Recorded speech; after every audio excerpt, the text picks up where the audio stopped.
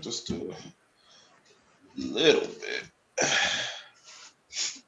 All right. Yeah, you got to show off stainless steel appliances in the background. I'm with you.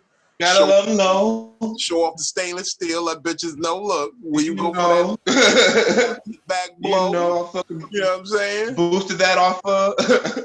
Boosted that from Whirlpool. You know, went to the Sears closeout sale. Okay. Grabbed me a couple of appliances. My nigga. Damn, I ain't even got. Ooh, that's the one right there. That's the one. Ooh. That's the one. Iced coffee. Iced coffee. That's the one. Nigga. Yeah, you know it's a little early for me to be. Oh no, nigga, you good? Cause I'm off the grape drink, nigga. I'm off the. Okay. Drink, nigga. That's how I get down. You know, I was like, I know. Nigga, we off that grape drink, straight out the bottle. Ice cold, all the nutrition a young nigga need. A young Asian nigga. Check out for my new post coming too. Youngin' with the gray hairs. Youngin' with the gray hairs. Youngin' with the gray hairs, yeah. That's what they calling me nowadays. The gray. They're not calling you Mr. Feed Your Girl no more? Niggas, that's mostly cursed out. Like, nigga, did you feed my bitch? Bitches come home with extra chicken nuggets. Them hoes can't have they giving me away. Come back. Where you coming from with all that sauce? 7 nuggets. She was probably out with Big Vino. She ate 13. Actually, she ate like 11, and I ate 2. I dipped in the HUDs after my 20, so I had like 22. 22. You know what I'm saying? We live in that Ross life. 22. She said, how many nuggets can you eat? I said about 22. 22. Deuce. Hey, it was double deuce real quick.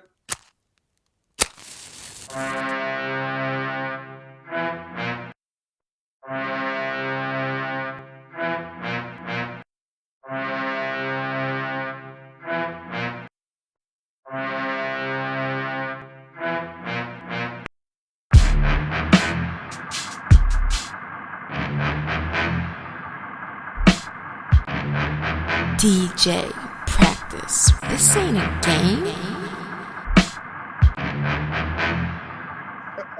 Welcome, folks. What up? Your man Big Vino here, my main man DrewGrizzly. Yeah. DJ Practice in the building. Yeah. We got a live show for you today. A lot of shit to get into, man. This shit is just crazy. And we got a special guest checking in. They'll be here soon, you know. Grammy Award winning guest that we have here. You know, Grammy Award winning. Grammy nominated, pardon me. We didn't get Okay. I think like Pharrell or something got the award the actual year. Okay. You know what I'm saying? We can't knock it. But this is family. This is like real family. Like we started as play cousins and it matured and we evolved into real cousins, like the blood. Are you real cousins? We started. You know what? Like we go back like, nigga, this is 30 years in the making. Real talk. We both reached the pinnacle or the beginning of the pinnacle of our career. So when he check in, he's ready. We're gonna get him. We're gonna bring him on in, man. DavidJe is gonna stop by. And we gonna sing to the ladies, ballad the ladies. I told him all the time, you know, when I had my little stable of whores, he was keeping my hoes in line, making these bitches panties wet, making it capable for them to go do the deeds that they did at night, you know. This nigga sing the panties off a bitch, I promise you. He been doing it since we was young. Little light-skinned nigga, love the ladies. Oh, damn. Yeah. We had told me it was light-skinned. You know, Black lives matter, all lives matter. So, you know, I was going to get fam on. If I had to bring a beige nigga on, I was going to bring on. At least he's fam, I was going to say. At least he's fam. Damn, got Grammy nominated. That's crazy. Nominated people up in this bitch. He scores music. Damn, look at us. Man, look. And I'm happy because when we was younger, this nigga never smoked. And now he out in Cali and he living that smoke life. Hey. So he ready. Hey. Take my little hit real quick. Hey man, look, I'm off the vape pen I got the other day. Niggas be said to be cartridges because they want me to like endorse their cartridge. And I keep telling them I'm more of a flower type nigga. It's not that I don't fuck with the cartridges. It's creature habits. You know, when you smoke, it's about the cipher. It's about the whole rolling of the blunt. It's about breaking down the weed, talking to your man, being like, yo, bro, so break down the problem. What this bitch do this week? You know what I'm saying? Da-da-da-da-da-da-da-da. And motherfucking, you can't get that with the vape pen. When you just screw some shit in and just go. You don't get all that extra love you get with niggas. You know what I mean? That extra connection. That's basically, I think that's the biggest thing we've been missing with this whole COVID pandemic shit, man. We missing motherfucking that connection, that interconnectional shit. Saying, I feel like we're getting back there with the homies in a minute. Pause. I think we're ready for our special guest. What's up, cuzzo? There we go. Like I was saying, welcoming family to the show. The extended family, the distant family, the long lost family to the Vino Veritas featuring Drew Grizzly podcast. I want to bring to y'all, first of all, hands down, I got to give much applause because like I said at the beginning of the show, this shit goes way back like 30 years. Like when niggas say 3 decades of bullshit between niggas, we go back since Yay High. That's crazy. Like real talk, this is fan. Like I said, we started as play cousins, nigga. You can't tell me this ain't blood. Yeah, this real fact. Yeah. Grammy award, Grammy nominated. Yeah, Mr. Dreams to Reality. Yes, sir. Give it up for DavidJe, y'all. Hey, appreciate you for having me on, my family. Appreciate you for having me on, man. Appreciate you know I was gonna get you out there on this shit, man. Look, you can't be making big moves like working with Maya and motherfucking scoring movies and motherfucking putting that bop on nigga song, the super producer. Man, look, I remember when you first realized you could sing a bitch out her panties. I was like, look, I'm gonna hit the bottom of that melody. You take the top, Dave. I'm gonna hit the bottom. You was really there from the inception. Yeah, they even had me was there from the inception of the whole thing. It's been a blessing, like this. Bruh, you know, listen, them joints was crazy too, brother. I found that old. I know you still got bars. What he do? Coley did for me. What? Pardon me, it's Vertical Jones now. But yeah, he made that for me back in 2001. Yeah, that shit was crazy. Yeah. Damn. How you been, bro? How you been? Yeah, bro. Talk to the people, man. What you been up to? Man, God is good, man. Man, I'm blessed, man. I'm currently just doing a lot of stuff, man. Working on new music, you know what I'm saying? Doing this new project. I just dropped that new single, Legacy, produced by myself also.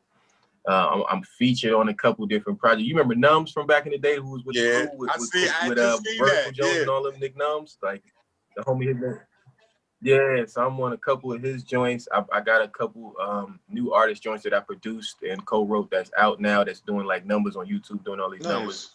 And I'm actually about to do, so it's slow under wraps, but I'm about to do a musical. What? And so I'm actually about to do a musical. It's actually tied to, you know, and this is a thing close to my heart because, you know, people don't know. I lost my father to cancer, you know what I'm saying? And so this is for people with sickle cell. So it's like a whole thing, and it's going to be a musical about that they're building a story around.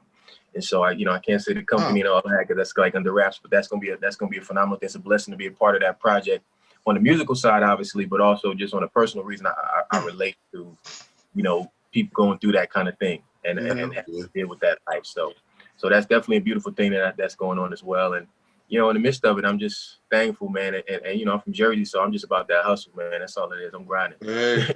It's something in the water in Jersey, man. Niggas know how to hustle. Niggas know how to make a coin. You just gonna steal the Virginia tag like that? In Jersey, you can make it anywhere. Your hustle is on $1 billion. Yeah, we listen. We on it. You know what I mean? No matter where I'm at, it's gonna happen. I mean, I'm gonna stay in California because I love Cali. Oh wow! With you in a They minute, bro. converted You you? know, I got a lot of connects out there. Yeah, man, I love California, man. Listen, I spent my first winter in LA, and I was in shorts and a hoodie, and I FaceTime my mom's, which is Big Vino's real aunt.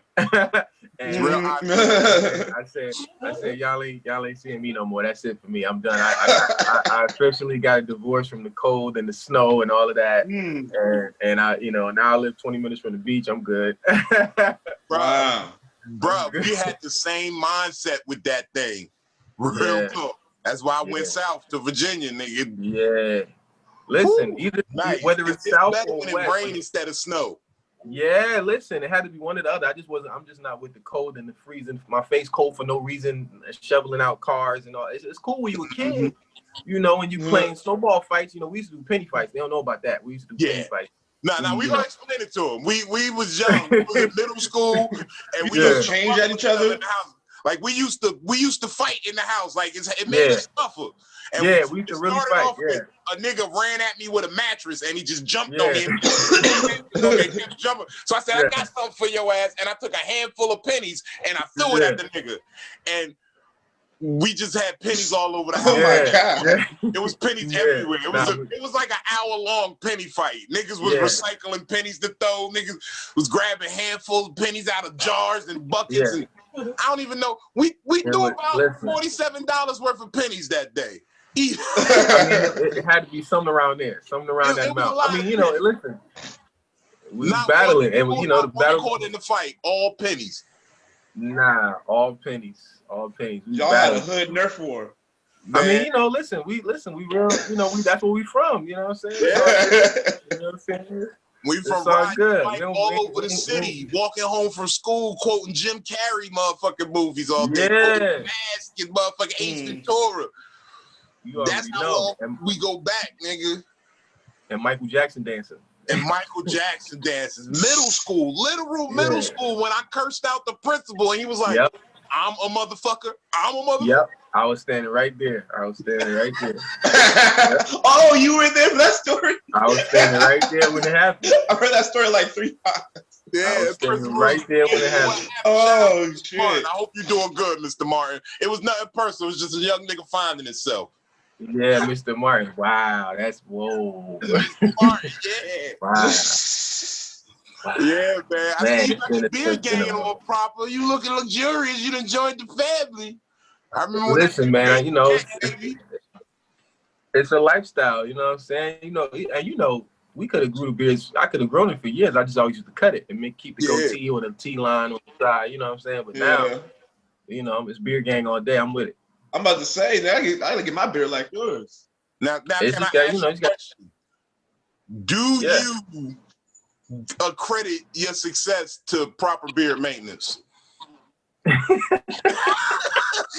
I'm looking at a lot of niggas nowadays. It's gotta be. They gain a lot of success once the beard gets that little length right here. It starts dropping down like this. Once you get that's when the gods turn in your favor right there.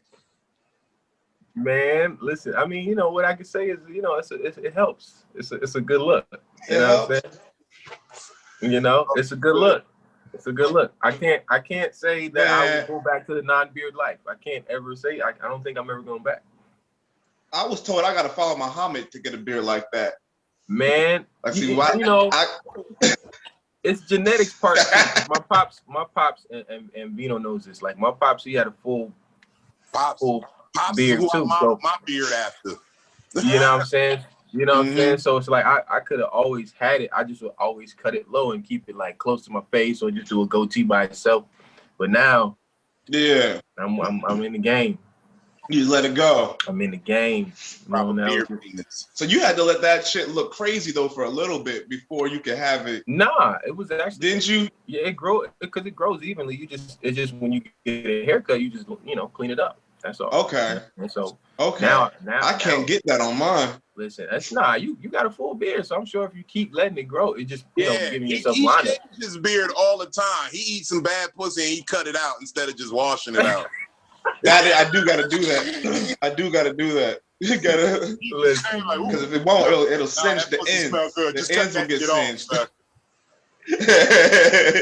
listen, man, it's all a part of it, especially as a singer. You know, when you're a singer now, I'm doing more public stuff. You know, for a long time, if Vino knows this, I was behind the scenes and I'm producing everybody's joints and I'm doing background vocals, I'm producing her and writing everybody's joints. But now I'm putting out a lot more of my own stuff, and I'm actually gonna be, you know, in a couple different things. I'm getting into the acting realm. I'm directing and screenwriting. So nice. now I'm gonna be in front of the camera a little more. So it's like, obviously, you know, being physically appealing helps. You know what I mean? So yeah, you know what I'm saying. So I'm with you. I just found out that I'm handsome. That's what the ladies are calling. Handsome DMs every morning now. I'm out here. I'm feeling myself. I'm getting those hey handsome. How you doing? What's for breakfast? I mean, you know, it runs in the family. It runs in the family. It runs in the family. We got the vibe. But we got more than just the, you know, the thing. We got this. It's an energy thing. You know what I'm saying? Yeah, it's an aura, and we had that since we were young. You're pimping. That's what they didn't understand. You know, they always asking, how was you a fat pimp? Because this is what I do. I'm confident with you. I'm a fat pimp. I mean, keep me a little bitch in the cut. You see what I'm saying? Keep me a little bitch.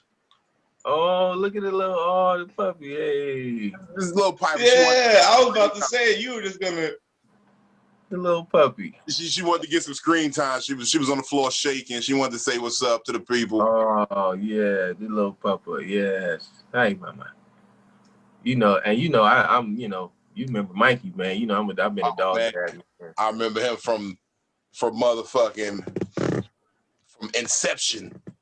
Yeah, man. I miss, man. I'm gonna get another dog. I'm about to get another house, and then I'll get a big dog when I get to this new house.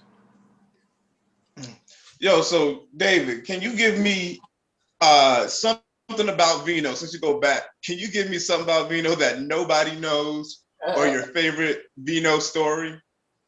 Man, you know, that nobody knows. So this is how real me and this is like my real, like I call him my cousin, but he like my brother. You know what I'm saying? Yeah. We've been through dark stuff together and made it out the other side. Like there was a point in time where he got in a bad accident and like his ankles and things were shattered. And I used to go up to the place where he was because, you know, for me, my whole life has been it's us. You know what I mean? It's just how my whole life. I'm a big brother. Even though he older than me, I'm one of the most solid people. That's just how I was brought up. Superman is my thing. So I used to take my video game up to the rehab place like almost every week, like multiple days a week, and we just kick it and chill up there to make sure he was good. You know what I mean? And to make sure he was back, you know, solid until he got back all the way on his feet. I remember that. That was a real dark time. I was in some dark places that time. You know what I'm saying? And like this is how real and how deep it go. Like, you know, when you really ride for your people, it's not about when stuff is cool, because we got a lot of them stories, you know what I'm saying? We used to hoop and we used to bust people ass on the basketball court. People don't know he got a game. Like he keeps saying that. Yo, he got a hoop. You know what I'm saying? Like I'd be asking him to come to the court. You know what I'm saying? Like I hoop. Like, you know what I'm saying? I played in college, you know what I'm saying? I hoop. And to this day, you know, I hoop. You know, that's what I do. When I do music, I'm working at, my workout is hooping and lifting weights, you know what I mean? So, but like, so Vino got some games, so I got stories like that too. But like stuff that stand out to me is like the real stuff we've been through. You know what I'm saying? Where like dark times and I'm right here. I got you. You know what I'm saying? Same thing. You know, that all the time, bro. He was my saving grace. Like I was in the streets making a lot of money, and when I got fucked up, I ain't see none of them niggas. This nigga would come and get me. He would come with the minivan, be like, yo, fuck the wheelchair, fuck all that shit. Get your ass in the back of this minivan. We going to catch a vibe. The house. We get in your ass. Go get some Chinese food. You know what I'm saying? You know what I'm saying? You remember the Chinese store over there on South One Jab? You know what I'm saying? Yeah. Like, you know what I'm saying? But that's how I would really define it. You know what I mean? Because we got a whole bunch of dope stories, you know, from you know, going to fucking Six Flags, all this kind of stuff. But the real moments, you know what I mean? Because, you know, he lost his father just like I lost mine. So like even when my dad was transitioned, you know what I'm saying? He was right there, like, yo, I got you. It's nothing. You know what I mean? And that's the realest thing to me. You know what I mean? Like those moments where the darkness seemed like it's about to take over, and you look left and you look right and you see that person still standing right there. That's that real thing. And this is like more than my cousin. It's like my brother in that regard. You know what I mean? We done been through some stuff. So it's like, that ain't never gonna change. We here, it's all love all day for life. You know what I mean? Hey, made me cry. that's real. We gotta go to a country or something, nigga. I ain't you niggas, no. baby, you can't have me all emotional on camera. You know what I'm saying? Hey, real, man, you know, no. we been through a lot of life. Yeah, give your people them flowers while they can smell them. Yeah, we done been through a lot of real life. Every time we talk, that's all I be. Remember when you used to come get me? You had Mikey in the motherfucker. Yeah. I smoked out this nigga dog. One day we had this nigga comatose from the motherfucking, Mike was laid out. contact before he even smoked anything ever. He was in the room with, it was me, him, and Arnie, and we was in my house, and we was going dumb. Me and Arnie was having a blunt rolling contest. We smoked like 4 or 5 blunts back to back within like 2 hours. Listen. Next thing I know, this nigga just popped up like, you got some chips or something? I'm hungry anymore. Yo. And you know, we never got to experience that. Cause now I smoke and I roll. You know what I'm saying? So we never. That's what I'm told. Like back then, at that time, I was hooping. I was in school. I was, you know what I'm saying? So I wasn't even about the life. I was against it. I just wasn't with it. But now, so it's like we haven't even, as grown-ups, got the chance to do that. So I'm excited for the next time you pull up to LA or you know what I'm saying? And I'm definitely out there. I'm out there with next year, my nigga. Real talk. Oh, it's nothing, man. Listen, like I said, man, God is good. I'm about to get this new crib, this new house, about to be a blessing. You know what I mean? You know, I got a spare room for you. That's nothing. All you gotta do is a phone call. But I'm excited to, you know, be able to catch that vibe with you. Yeah. It's been 30 years in the making. You can put me in with good niggas in Cali. Listen, bro, it's gonna be a vibe, man. I'm excited, but yeah, you know, we've been through a lot of real life, and so I'm just thankful for when you go through real life and you go through things and transitions, because all of us have the roller coaster stuff, but it makes you appreciate the people, the real people, the people who, not when it was pretty, but when it was ugly, and people who were still there and still stayed themselves. You know what I mean? And you know, we all get a few of those people in our life, and when you do, you got to hold on to them. And so it don't matter. We talk every day. You know, we don't talk on the phone all the time, but the love ain't never changed, because it's been since we was little kids. like little kid. I remember our mom's interest. I remember the day our moms introduced us to each other. They were selling Mary Kay together. Yep, exactly. That's how raw. That's how way back we go, when moms were selling Mary Kay together. Pink Cadillacs and your mom had the pink Cadillac. My mom was on her way working towards that shit. Yeah, with the red Pontiac. You know what I'm saying? Listen, real life. You know what I'm saying?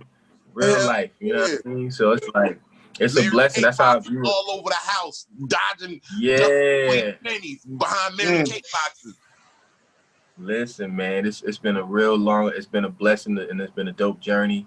Like, you know what I'm saying? And it's only getting better. It's dope to see my cousin doing what he loves to do every day, and using his gifts, because he always had this gift of comedy, and being able to capture a moment and to control the energy and make that energy go where he needs it to go in a room or in any given space. That was always a gift. It was just a matter of him manifesting and using it how he wanted to. So to see this and see him doing comedy and hosting, doing like it makes me excited. You know what I'm saying? I'm just like he talked about, excited about me doing, you know, Grammy nominations and scoring movies and scoring TV shows and all this kind of stuff. That's because we've been there since the beginning, since before we was doing any of it. So when I was just I was just Dave the Hooper. I was just Dave the nigga who hoop. You know what I'm saying? All that we was in the house. What we used to sing. The niggas player.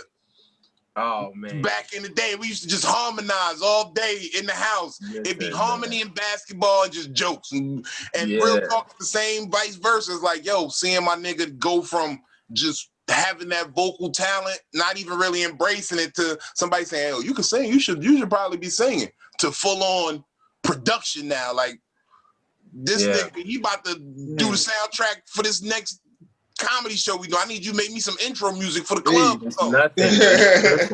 You just all you gotta do is let me know what it is. Comedy music mashup album out there. It's nothing. I'm with it. I'm with it. We'll make that shit. Listen, we can, you can get Grammy nominated for a lot of different things, man. You can win a Grammy for a lot of different things. People think you can only win it for an R&B album, or I'm nominated for best R&B album. That's dope. That's phenomenal. But you can win it for a TV show. You can win it for a series. You know what I'm saying? So you can listen. We can do this, and we'll win because God got us. You know what I'm saying? It's just like the song I just did for Numbs. It's winning season.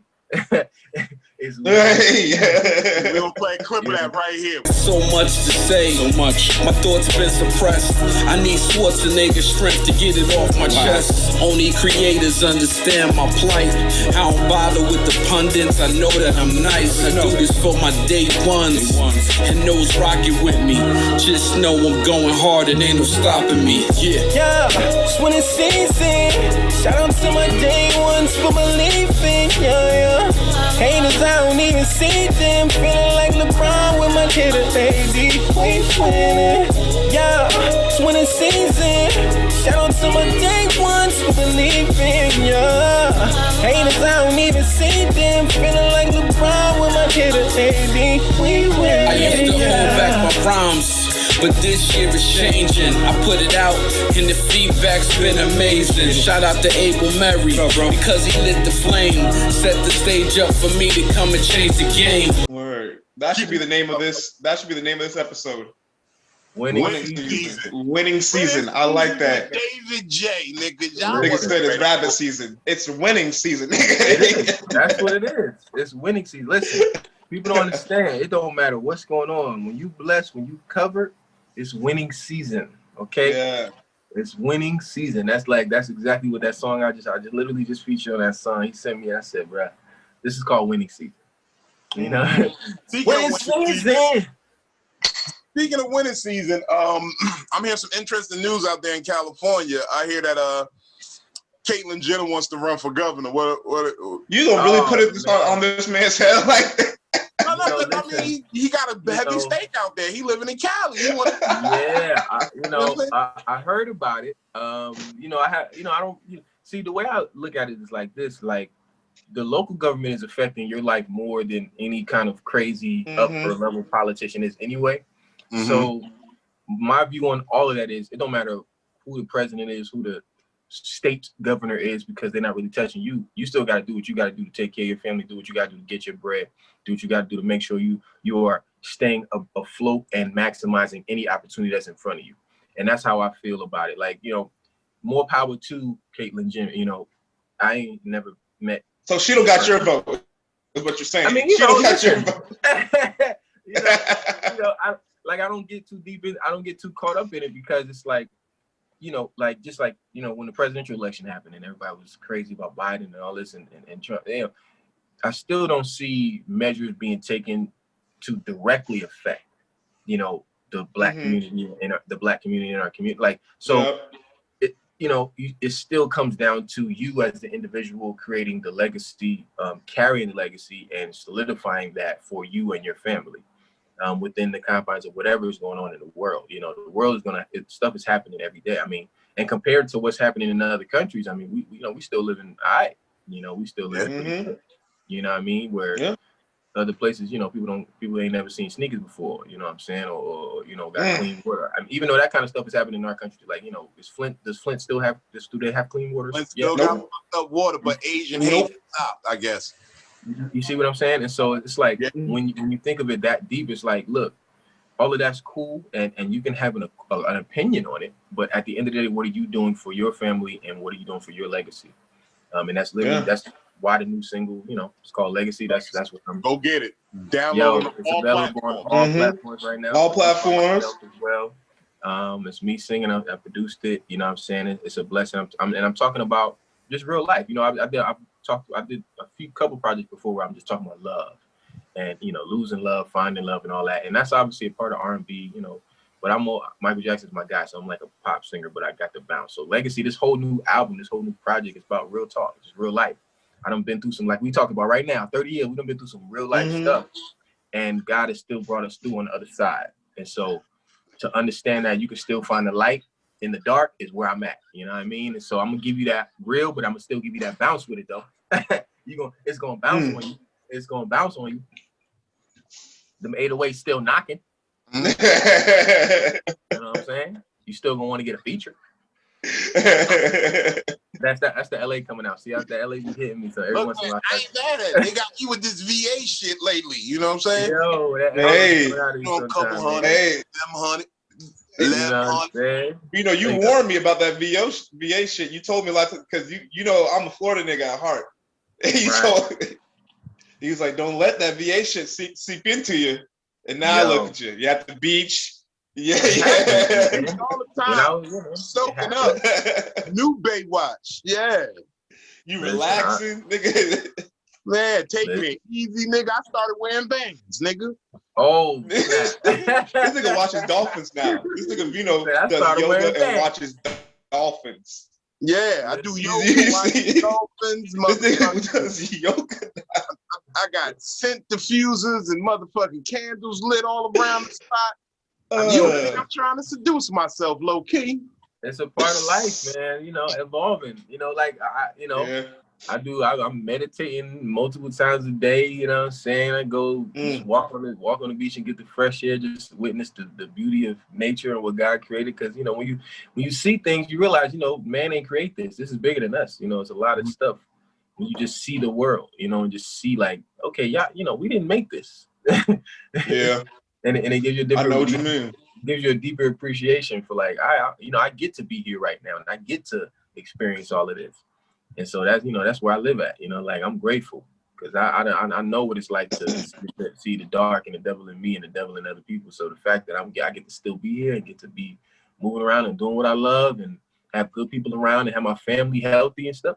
Hey, listen, man, I'm Gucci. Man, that's so like you said. Oh, I had a question. Go ahead. Yeah. So you're just in the LA, right? But besides family and friends, what's the one thing you miss about Jersey that you can't get? Chinese food. Damn, really? Yo, because I found one spot over here so far that's like gives me close vibes to the Chinese, because Chinese food is my favorite food in the universe. Like, okay, and so chicken and no broccoli. Yo, you know what I'm saying? Like, so I only found one spot over here so far that is close, but it's not the same. You know what I'm saying? And obviously, LA got its own good quality cuisine because, you know, they got a lot of Thai stuff over here that's bomb. The sushi is bomb over here. You know what I mean? So there's good stuff here. It's just not the same Chinese food. I don't miss nothing else about Jersey. Like, what makes it different? What makes the? I don't know. Is it just the Chinese restaurant? I don't know if it's like, you know, the sauce ain't the same, the flavor ain't the vibe, like, you know, obviously. Yeah. You know, every Chinese another thing I noticed is different. You could get souls in 4 different spots that have 5 different outcomes. Yeah, it's a real thing. Like, it's not, like, it was very consistent in Jersey. Like, and you know, obviously, I had this one spot that, like, they still know me to this day. My mom, when she go there now, she told me, you know, that people ask about me because I was going there since I was a little kid. You know what I mean? And so, yeah, that's the thing. If anything, because I don't really miss anything else about Jersey. Like, I don't miss the cold. I don't miss the climate. I don't miss town.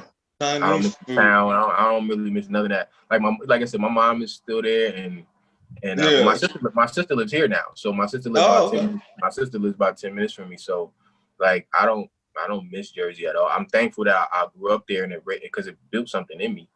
But I don't miss it at all. The Chinese food is about the only thing. Damn. I seen sis the other day with the trampoline trim, man. That's man. Trampoline trim is her company. We definitely win, bro. We got determination. What I'm saying. Went out there, started a whole fitness business. It's in our bloodline, man. I'm just thankful. And she was on tour with Iggy Azalea for a minute, right? As the backup dancer. She toured with Iggy. Yeah, she danced for Knicks. She toured with Iggy Azalea. She tours still currently with Kim, the R&B singer. So wow. And she has her fitness line with Trampoline Trim, which is doing amazing. And that's you know, low key, it's a $1 billion industry that she's just tapping into. So as her company grows and evolves, you know, she's in the right spot. And she's a phenomenal. It's a blessing. I almost cried my eyes out when I first saw her teach a class, because it just, you know, to witness my quote unquote little sister walking in her light is an amazing thing to witness. And you know, it's the same thing happened to me when I first saw her, because she's a professional dancer. So the first time she came to LA was like for a training course so she can become or be, you know, into the organization or whatever. And the final show that they had for their graduation, I just cried the whole way through, because it's like I felt like my dad was sitting there with me watching. And it was just like, man, you know, this is dope to witness this. And so, yeah, you know, I'm just thankful. It's definitely in our bloodline. I feel like we are anointed. I say that, and that's one of the first lines I say in my legacy song, is me and my sister are literal walking miracles, because the doctor told my mom, which is my parent who's still alive today. My mom had open heart surgery at 9 years old, and they told her, you're not going to live past 12, and if you do, you'll never have kids, and me and my sister are here. You know what I'm saying? And my mom is the one that's alive, and my dad is the one that's gone. You know what I mean? And so we walk in miracles. So it's something on our life. So I'm every day I don't take it for granted, and I know my sister don't either. I'm just like I know my cousin Big Vino don't either. So we out here, we walking in our purpose. Yeah. You can't stop it. You can't stop what God got his hand on. That's it. We lit. He definitely damn sure right, because that accident he talking about, I took it as a negative at the time, but it might have been the most positive thing that happened, because when I say deep, like I got deeper eventually after that point, but at that point I had that car accident and I was facing motherfucking 15 years in jail. Yeah. I was out on bail when I had that accident. Yeah. That shit was crazy. And then that accident actually made the judge go lenient on me, because he's like, oh yeah, this nigga's in a wheelchair. He's not gonna be doing too much more of this running the street shit. Yeah. Right. So he slapped me with probation, figuring I'd never get back on my feet. Yeah. So it'd be real shit like that, man. That's just a blessing here, bro. I know what you mean, like man. A straight up blessing. That's what I mean. It's, you know, when you understand that, you know, life, we done been through some things in this life. Life done thrown some things at us that might have took some other people out. Like not just took them out physically, but made them quit and jump off a bridge because they couldn't handle, you know, the process. But we came out on the other side, and we good. So that's why, you know, I feel like we still here for a reason, because there are people who would quit that need to hear our story, that need to see our light. You know what I'm saying? The people that need to see people that came from where we came from, that are able to do more and still just a real person.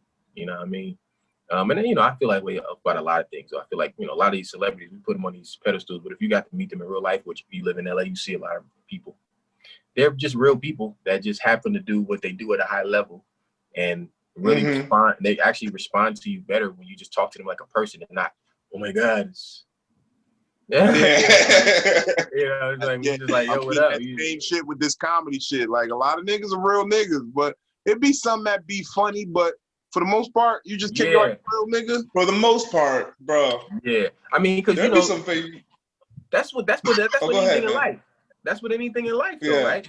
You can't, like, you know, nobody. There's never going to be 100% realness, right? Everybody, some people, you know, but even those people are there for a reason to, you know, because when you don't understand it and when you realize you don't fit, it just meant to show you that you ain't like that. And you ain't supposed to understand it, because if you did, that means you are like that if you did understand. Yeah, exactly. So even that becomes a blessing. So you just, you know, you find your tribe, and that's it. You know what I mean? But I'm every day I don't take it for granted. I'm thankful we here. God got it. We blessed. We making big moves, making big money. Big money moves. Look. If any of them niggas need a handsome fat nigga for any of those movies, videos, whatever, I'm here. If they need, you know, a Jamaican looking nigga with dread, man. Get it right. I've been let me know. Shots Part 2. I'm in there. You need me for another Shots? They did Shots Part 2. Oh, they did? Part 3. Okay. Shots Part 3. I didn't even know about that. Yeah. The game was in it. Yo, man. Yo, so I got a question. Yeah. Have you met Issa Rae? And if so, does she smell as good as I think? Man. She does look like she smells like she gotta smell so good. Cocoa butter. I've you never feel like met her. Aluminum.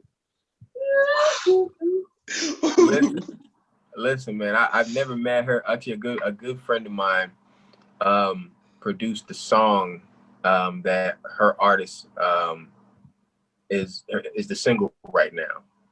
for her artists. You know what I'm saying? My boy's name is Noise Beats, and he produced the record. And the song is called Kinda Love. And the artist is Tamar. Okay. And Tamar Braxton? Nah, not Tamar. Tamar is her name. T-E-A-M-A-R. Yeah, Tamar.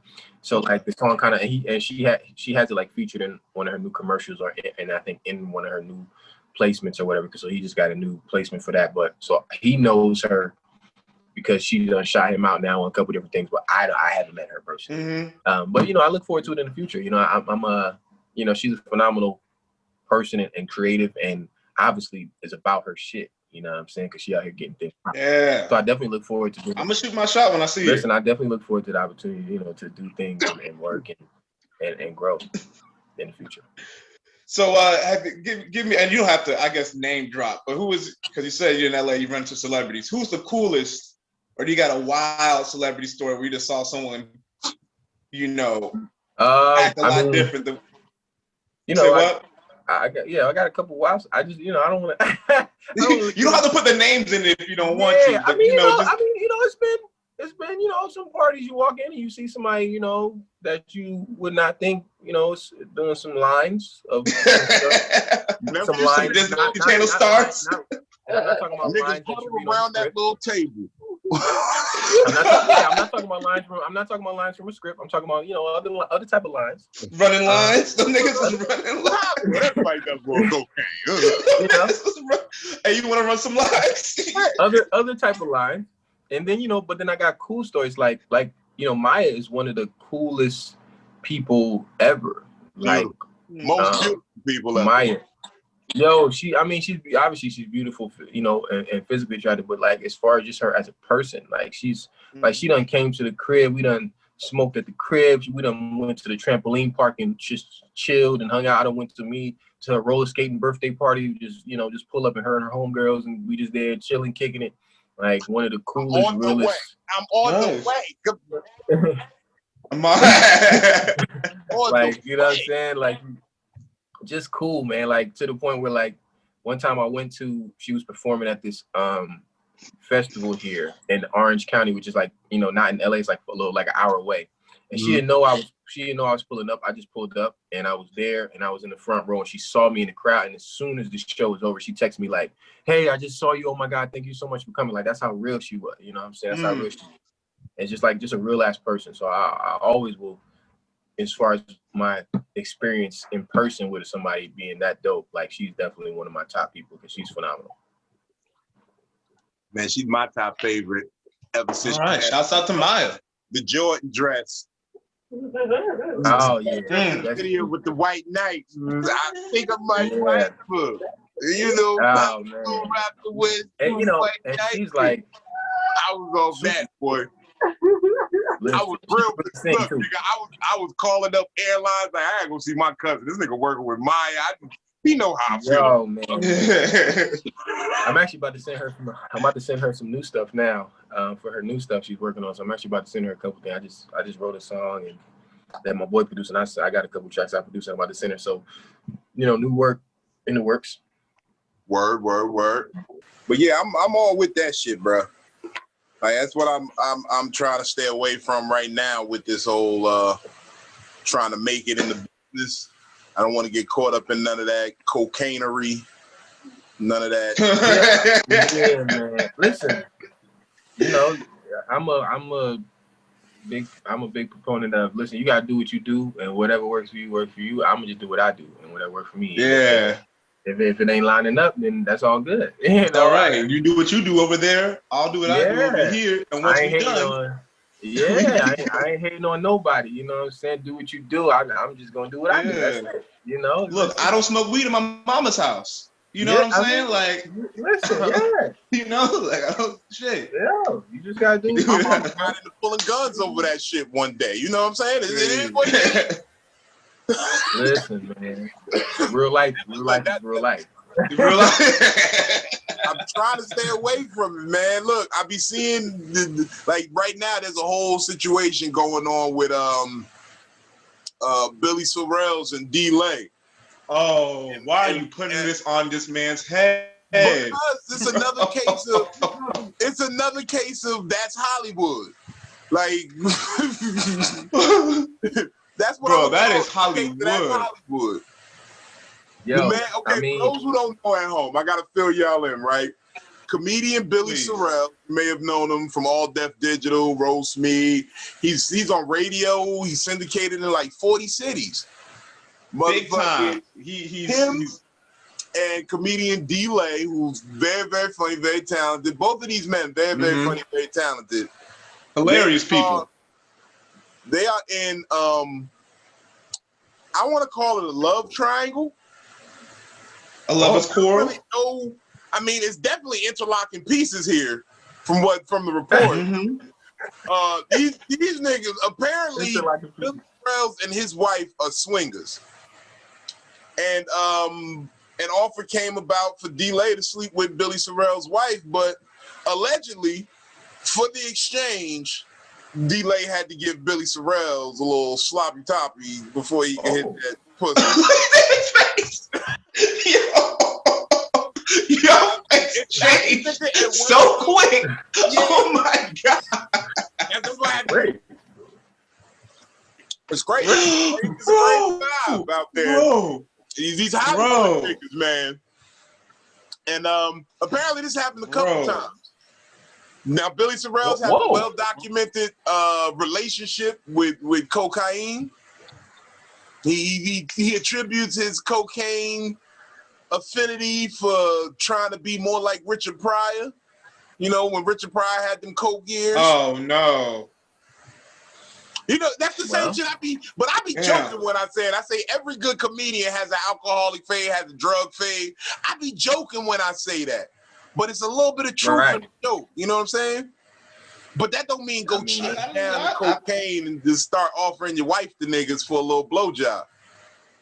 Yeah, that's listen. That's very crazy. That's the first time I heard that, and that's crazy. Now here's where it gets interesting. Here's where the beef comes in. It gets interesting. D-Lay attempts to sleep. I don't know if he achieved it, but he attempts to sleep with Billy Sorrells' wife outside of the prearranged agreement. And that's where the beef comes in. Now, this is what I be saying with swingers, bruh. It's always messy. This is why I got bitches who down for it. I'm down for me getting some more pussy, but it's always gonna get ugly. I've never had a threesome that ended right. Yeah, I mean, I was gonna say, I just don't feel like it can ever end correctly. Like, it's always a moment thing. It's like a quote unquote, like we talking about, it's like a drug, right? In the moment, it's gonna be cool and you catch a vibe, but nobody think about the after. And I don't think never do. I don't think anything of that nature. I was with out here a couple of bitches who got boyfriends and shit like that. I always feel as long as I'm the other nigga number two. Vino, you know the stories I got about these. That's why I be giving you the advice I give you. Because every threesome I walk into, I walked in knowing that this was gonna end ugly, but these bitches is ready now. Right. Listen. I mean, you know, it's crazy when you realize what people are really down for. Because that's something I really started noticing when I got out here too. You know, from Jersey, it wasn't that crazy, but out here, it really, like, especially when stuff started happening. I got my first song on the radio, and now when you walk in the room, it's a conversation. Then you got the baddest, you know, from Jersey. You don't see chicks the same level you see out here in LA as far as physically appealing. Right, so then you see that chick, one of the baddest in the room, baddest you've seen, but that's down for whatever. Like, nah, my boyfriend, you know, it's cool, but we're going to your house tonight, right? Like, I'm like, wait, so like, is he coming? No, we just gonna go to your house. Whoa, yep. Yep. So you know, so it don't even matter to you. Nah, you know, my boyfriend, he out somewhere, you know, but we, you know, I can go kick it with you, right? Yeah, damn. I learned that in my first couple of trips out in LA. Like, the key of the game in every other state, everywhere else in America, it's about if you leave with the baddest bitch. In LA, it's different. If you come with the baddest bitch, you won. You can leave however you like. You can leave with anybody. If you can, wow. You can leave with whatever. Wow. They run into each other. It's like, hey, you got to ride home, babe? Okay, I see you. Yeah, yo, you got the house. It was so interesting for me. It was an eye-opening thing to like realize, like, you know, when you, like I said, you know, you from Jersey, you don't see the kind of baddies that you see out here, right?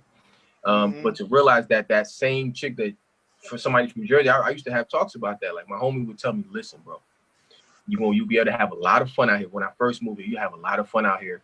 But if you're trying to get wifed up, you might need to wife one up that's back home or from somewhere else. I'm telling you, that's what I feel the exact same way. There's just a lot of good-looking people that just want to fuck each other. Yep. And it's like it's a real thing. Like you really realize, like, it don't matter if they got a boyfriend, whatever, they with it. And that's just for images. That's just for aesthetics. Yeah, and it's real. Like it's a real thing. Like even to, you know, as a producer, you know, chicks done offered me to do all kind of stuff for the music. And I'm like, nah, but you could pay me though.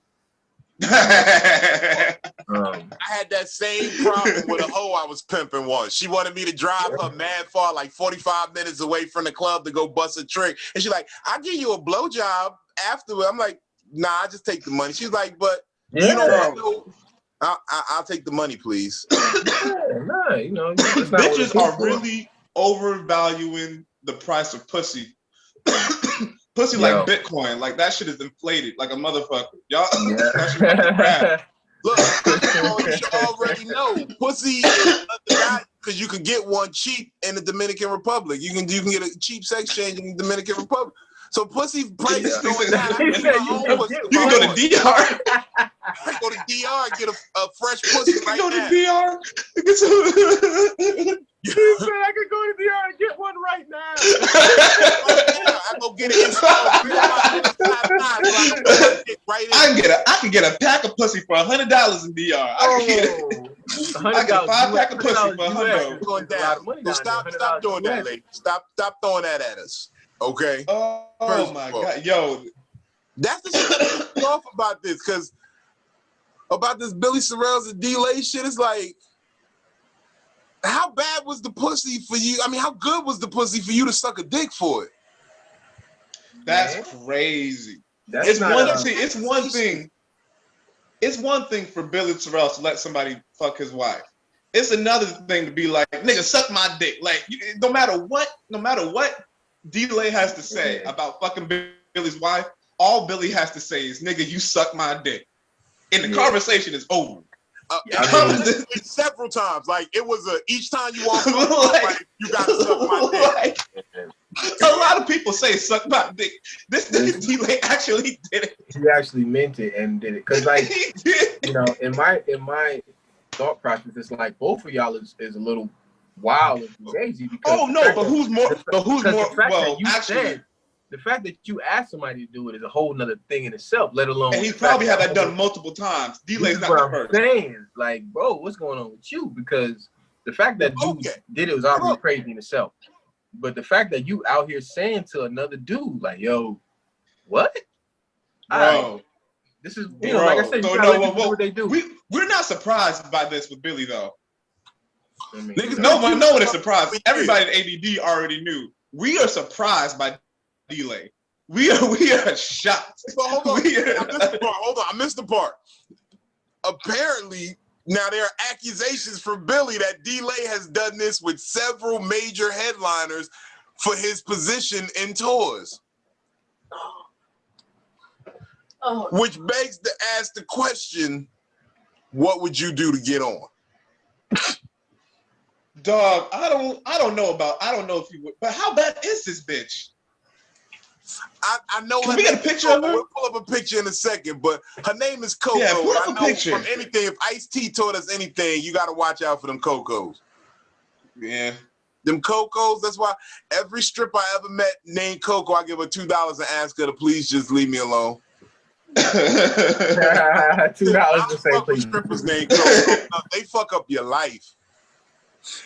Oh, shit. You know what? In real talk, it was probably all Coco's idea. Yeah, Coco, you know what would be fun? They get turned on by seeing, like, turning men out, getting them to touch each other and shit.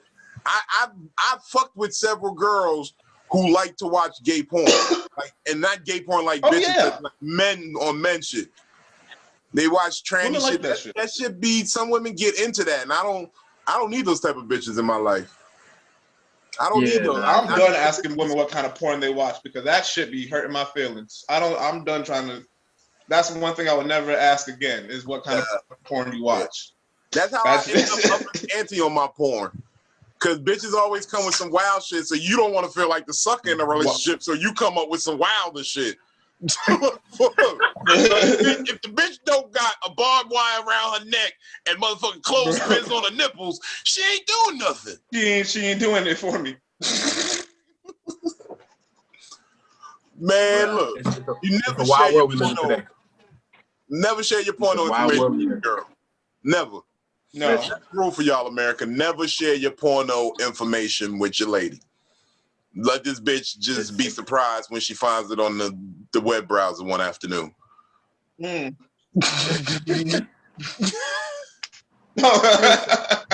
It's a crazy world we live in. This bitch goes to type that asthma and gets autoerotic asphyxiation and she don't know what the fuck happened.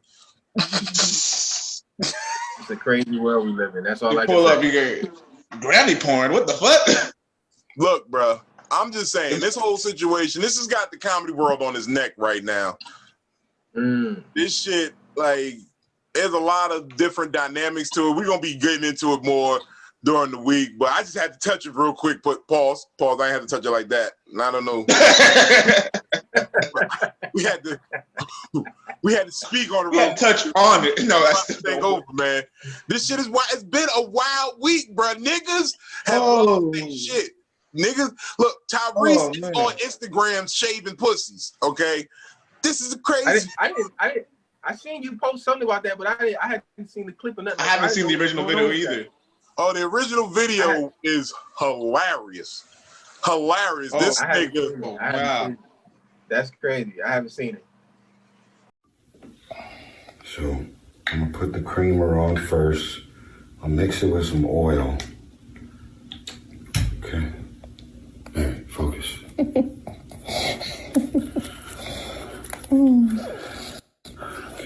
Okay. Okay.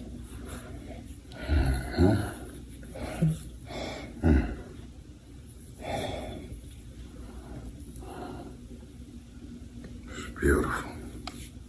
No, it's beautiful. It's your man hands. Whew. I know we're supposed to be shaving, but I'm thinking about something else. Shaving?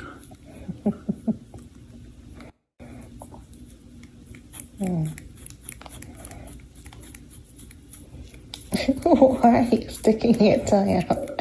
I didn't even know I was doing that.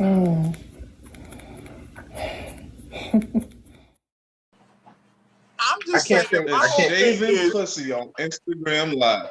He's getting a lot of flack for it. He's catching a lot of shit behind it, but I say to those people, grow up. Yeah, I've done it before. It's just never been on social media. I mean, I've done that. I did that when I was young. Niggas out here. Because when we was young, pussy used to have done that. That is when we was young, like, you know, personal. Nah, man. I've had my nuts. I have never done that. That's for her. No, bro. It's for you. You the one that gotta look at it. Yeah, like I was in high school. I was in high school doing that. Like, you know what I'm saying? Like, because, you know, when we was young, pussy used to have hair on it. Like, so it was just like, you know, pussy used to have just hair on it. Now everybody waxing all that shit. But back that's fine if it has hair on it. I'm actually fine with the hair, but I don't need to shave it. You can go in the bathroom and do that. Yeah. I guess that's what she can't get that little, like, you know, that little section right there between the outer lip and the inner thigh. She can't get that. Yeah, listen, like I said, you know, I can't say I haven't done that before. I've done it, and would you switch roles with the women? That's about. I have. Would you switch roles with the women? I have. And let them shave you? Yes, I have. Y'all wild, bro. Y'all wild, yo. My nigga, I had my nutsack nicked with a razor before. I bled so much. Like, it's not. Wow. It's real. That's why I wouldn't trust. I wouldn't trust anybody but me. I don't trust anybody but me with that, and I feel like she would feel the same way.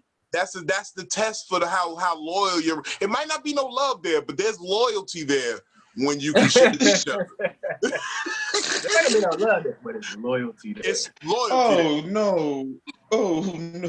We don't know if it's true love yet. We know it's loyal. No. Can sit down there and be like, now with him, he started it off real pervy with the, yeah, we got the cream and mix it with the oil. Oh wow! See, I haven't told seen that at nigga all. personally, I sent him a DM and a text message and said, well, it wasn't a text message, it was a DM and a video. I said, hey yo, holla at me, nigga, get some stirrups installed on the bed. I know a GYN, he got some extras. Oh, yeah, snap. Put GYN. Her feet was just in the air like this. She was like touching his head with her feet. Like, you gotta allow her to plant her heels somewhere, nigga. That's what you gotta do. Man. That's great. But Tyrese, it was like, I know how sensitive you get, Tyrese, about Instagram and people saying your name. This was not in jest, sir. I am completely with you. Tell these niggas to grow up. You're not shaving your bitch in 2021. You allowing room for infiltration. That's why. That's crazy. Why this lesbian shit is on the rise. Motherfucking lesbians in the Brazilian wax spots, and she seeing how to finesse your girl's coochie. She making it appealing for another woman. You need to make it appealing for you. We like a little hair, a little landing strip. Let me know where I'm going. Yeah. It's a. No, that's cute. Okay, That's kind of my. Man, but shout out to Tyrese. Thank you for, because I hear a lot of niggas like, that's the only problem I'm hearing with niggas talking about this shit. They're like, oh, but on Instagram, my man. So that's your only argument. That means a lot of y'all niggas out here shaving coochie. And if not, again, I say grow up. Yeah. These are the type of niggas that you need to be giving a throat baby to, ladies. Yeah. If a nigga ain't got a good T-line or outline, little Andes for you. I'm all good on that. I fuck too many white women to be shaving no pussy hair. You fuck all that control. They should be long and flowing over the clips. They like. And I got a pack of razors and some shaving cream right there for them, and even the female razors. I got the ultra. So you not about razors. helping her out a little bit. So what if she like, baby, I need this little goose? You need to come. They need to come prepared. I'm done. I'm not doing all that shit. I'm saying, what if I've decided I'm not fucking with bitches who don't drive no more. All she asking you for is a little help. She needs your eye to make sure she got it clean. I will tell her if it's good. If she wants to be like, hey, come look at this, I'll be like, yeah, you need to, get the left a little bit. I'll do that. You ain't gonna have me. I fuck too many white women to have my ass on my knees. You right now. You're supposed to be like, how we doing this. You eating ass, but you won't shave the pussy. Well, that's too much like slavery to me. It's too much. Yo, he said it's too much like slavery. Oh, like a manservant. Too much like a manservant, bro. No, hey, yo, that's not what I came here for. Shorty posted the motherfucking the video. Tyrese didn't even post it. Shorty posted it. She exposed him. And she put on the video, this he'll forever be my king, but do your man shave you though, ladies? Wow. No. See, now she putting real unrealistic expectations on niggas. Well, I guess not for y'all, because y'all already there. Minority on this one, brother. I really believe you're on the minority. And if you're in the comments, I've never done that. Please check in. Just hit me with a little motherfucking peach emoji with the barber pole. Put a little barber pole in the little motherfucking sections, and we gonna see how much of America is willing to shave their partner. Because the barber pole. Yeah, the barber pole emoji. Put that in the comment section if you shave your significant other. Because I'm with the shits. Fuck it. That's how you know. If you don't shave your girl, that's how you end up doing this later.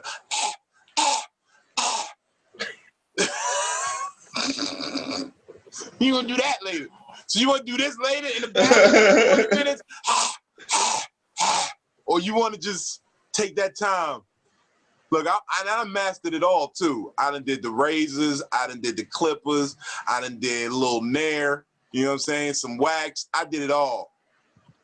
You know what I'm saying? They just need to come. They just need to come prepared, man. You know what I will do? I heard about this new thing called sugaring. That's when they take sugar and they rub it on the pussy and the hair comes off. It's like $40. Now I'll go and spend the money for you to go get that done. I'll give her a couple dubs, be like, hey, go ahead and get your pussy waxed, whatever. Get your pussy done up. Hold on, first of all, as a diabetic, I have concerns. Does it make the pussy taste sweet? It does. Do I need to take a shot of insulin before I eat that pussy if you sugared it? Bro, first of all, it lasts for months. It does when you first go down there. It does taste sweet. It's smoother than when they shave it or wax it. It's crazy, bro. It's actually now you can only make it bald because they take off all the hair, but it is, bro. It is. I've heard a couple girls who got that shit done. I've definitely heard about it. I've definitely heard things. It's the new wave, bro. It's the new wave. I'm telling you. It's the new. It's the new. I don't know if look, I'm a part of me is like, you've been doing good with your health. You taking care of your sugars. But a part of me is like a fat kid with cake, my nigga. He's like, I want to see what that crazy tastes like. Oh. First of all, as a diabetic, I have concerns. I have concerns. Real talk. Oh, shit. Just the part of me that's getting older and more mature and more, just a little better about things. A little more responsible about taking care of yourself. Mm. He said if it was sea salt, if they were putting sea salt on the pussy, some low cholesterol, sea salt. I wouldn't even fuck with it. Kosher salt. Sea salt. I've been off of the Himalayan pink salt. Oh yeah, the Himalayan is real. The Himalayan pink salt, shit, baby. Yeah, you put a little bit in your water. It's good for you too. Yeah. What? You do that? Yeah, put a little bit in your water. Yeah. Oh shit, I didn't know about that. Okay. I've been off my alkaline lately. I like the alkaline water. Yeah, make a little saline solution in there. Okay.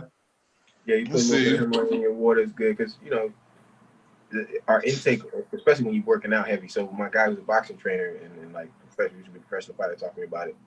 But sometimes we don't get enough. We either get too much sodium intake or we don't get enough.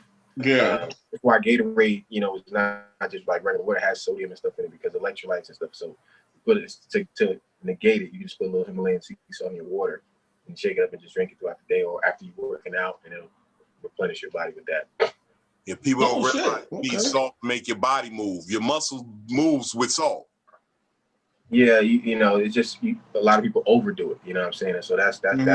It's like with anything. It's all balance. Anything you overindulge in is going to be too crazy. So it's about balance. You know what I'm saying? So, and that's But my guy he's actually about to train me because I'm about to get all the way in shape for the music video I'm about to shoot for the song Legacy. Hey, on all platforms. Yeah, out on all platforms right now. Legacy. Welcome my dream for Legacy. You know what I'm saying? Go get that right now. But yeah, I'm about to train for like maybe like a month or 3 weeks or something like that. Do like serious boxing training because I'm gonna be doing some scenes like that in the video. Not to give out all the video information, but yeah. Okay. So, but he's the one that told me about it. So yeah, it's I'm gonna start. Okay, a little salt water. The little Himalayan sea salt. It's a little Himalayan pink salt. Then find your Himalayan pink toe. That's the one. He said pink toe. Yeah, a little Himalayan pink toe. I know where pink toes at. He said a Himalayan pink toe. Oh man. Oh, thank you. You know what? I don't know if we talked about this last week. I had on my list. Donnell Rawlins on Kill Tony. Nah, what happened? I missed that episode. Oh, you didn't see what happened? I didn't hear about that either. Shit. Oh shit. So Kill Tony, the platform, how they do everything, right? The comics come up, they do their 1 minute, and then they have about a 5-minute interview afterwards. This guy, this big nigga, I forgot his name, was on Kill Tony. Had a mediocre set, to be honest. The set was not that great, but was roasting Tony and Red Band. They were going back and forth and was doing pretty good. And Donnell, they were kind of on each other's side. They were vibing, and then Donnell went at him with some type of COVID joke. And then the mood just changed. Like the dude was like, "Oh, that's one." He didn't even really fry him. He just told Donnell, "Okay, you get one, joke before I start roasting you back." So right. Donnell got mad, offended by that because he thought he was helping this little comic out. So then they just start going at it. The amateur and Donnell, they just start trying to roast. But Donnell is just, he don't have nothing for him. Donnell's getting too serious. This nigga's like, Donnell's got like these high top Jordans on. And the dude goes, "Yo, where'd you get them Jordans? Was that before or after Dave Chappelle gave you that chain?" And just he was wearing the C chain. He was wearing the Dave Chappelle chain. And the nigga was like, Donnell was like, "Yeah, but you got titties." The nigga was like, "Yeah, but you want to suck on them, you little freak." Like the nigga was like, bow. That's why it's so Donnell win. You got to know Donnell decides to get real serious, and he starts talking to the audience. He's like, look. I'm gonna be serious. No. And like just really starts preaching to why he's like giving like has wearing the change. They're talking about the RZA interview. And he's like, "Bro, why didn't you let the RZA talk? Why did you let it? I'm not gonna let you talk because you didn't let the RZA talk." Wow. So Donnell gives like a 15-minute speech about the whole Joe Rogan interview. It's not funny, and then leaves 2 more comments later. Like there's like an hour left in the show, and the nigga just leaves. He just had enough. It's on. If you go to Charlamagne the God's Instagram, you can see the highlights. You can see the highlights. I gotta go check it out. Owned Donnell. Like he couldn't take it. He had nothing for him. And it was bad, bro. Always make sure the person that you are in a verbal altercation with is at least on your level, because they have nothing to lose challenging you if they're lower than you are on the totem pole at the time. Right, exactly. Nothing. Right. And the dude didn't have a great set. That's the thing. He didn't have. You really hype that nigga up now. Like that nigga, he's the talk of the town in Austin right now. Yeah. That's why like, you the nigga who cried Donnell off stage. When niggas have a mediocre set around me, I kind of just let them live in it. I don't even say nothing. You just don't. There's nothing I can say that's gonna make it worse or funnier, or you know what I'm saying. You had that moment, sir. You didn't. It didn't work out. It didn't work out the way you thought. That's yours. You hold that. You hold that one. Hold that up for a second. A lot of niggas get real humbled by the stage, and then they look at me when I go up, and they like, "How did you do that with that crowd like that?" And I'm like, that's like asking me how I control my dick. I just do it. I was gonna say like that. I'm nice. Doing what you do and sticking to that, and just being great at what you and let people rock where they at, because once you cross the line, you ain't gonna be able to come back across sometime. No. Listen, no. It's a real thing. If doing it like. Okay, an example of that is like when Cannabis and LL was having a battle, right? And it was like, who was better? But it's like obvious that Cannabis could spit bars. Like everybody know that. Everybody know you could freestyle, you could do the verse, all that. But when it comes to making records, this what my man do. So for a long time, just stay where you at. Like do what you be a star in your role. I remember someone told me, it's like, nigga, if you shoot threes, then shoot threes, my nigga. Don't be sitting there trying to dribble the ball. Nigga, just get in the corner, come off the screen. Nigga who told you that was super smart. Listen, because it's like, it's a blessing to be able to do multiple things at a high level, right? So that's a blessing to be able to do that. But you got to know it, because like you just said, he had a mediocre set, but obviously in the roasting game, that nigga got it. That nigga's top tier. So it's like, and I'm not a comedian, right? I've never been, you guys, but like obviously, just like being I say that about singers all the time. Being able to sing very well does not necessarily mean it's going to translate into being a dope artist. Yep. Right. And so it's the same thing. Yep. Being able to roast is not the same thing as having a dope set, right? So like it's I feel like that's the closest I can get to an analogy, right? Of the two. It's like just because you had a mediocre set don't mean the nigga don't got no rocks. Don't mean he don't exactly. He picked the wrong one or the right one, depending on how you look at it. I don't know. And I just feel like because he only had a minute on stage, that's it. Yeah. I tell niggas all the you time. have 5 minutes to roast your ass. Yeah, I could give you a hot 5, but I would love 20 so I could get into it and like really show you what I'm doing. Hot 5 is cool, but that strong 20, yeah, that's where it's at. And that's another reason I don't beef with niggas below me. Like I'll never say anybody I'm beefing with on the motherfucking airwave, because I'm not giving you that publicity. That's why I think Billy Sorrells and D-Lay wilding out that they keep saying. That's what Donnell did. He gave him shine. He gave it immediate shine. You should have fell back. If you felt that set was mediocre, you should have been just sat there.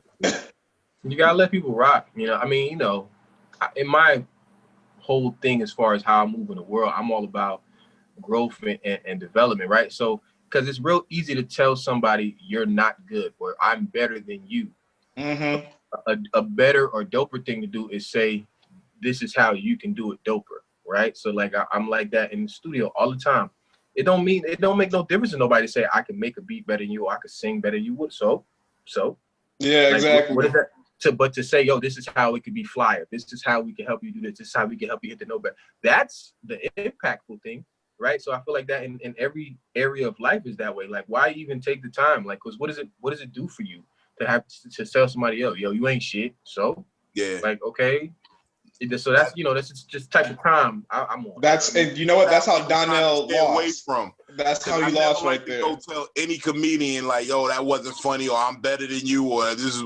I'm saying, yo, yeah, like, what does it do to make this show? Why do you need to, What can we do to give the people the best possible show? Yeah. It's the easiest thing in the world is to criticize something. The easiest thing. You don't gotta do it. Doesn't take nothing to have any validity behind your thing to criticize, right? This is why everybody has an opinion, but it don't mean they have value, right? So that is like it's the type of time I'm on is always, even if it is quote unquote below the standard or whatever, it's always a more impactful thing to say, well, yo, this is how it could be flyer. Yo, listen, that was what you did was this, but then we could do this though. You know what I'm saying? That's always the more impactful thing. And so, in some cases, obviously you get tried and people gonna come at you, and that's one thing, but your reaction is all you can control. And so I'm just always it's never worth that. Like, because now, like you said, now this man got shined because Donnell went off. Yeah, bro.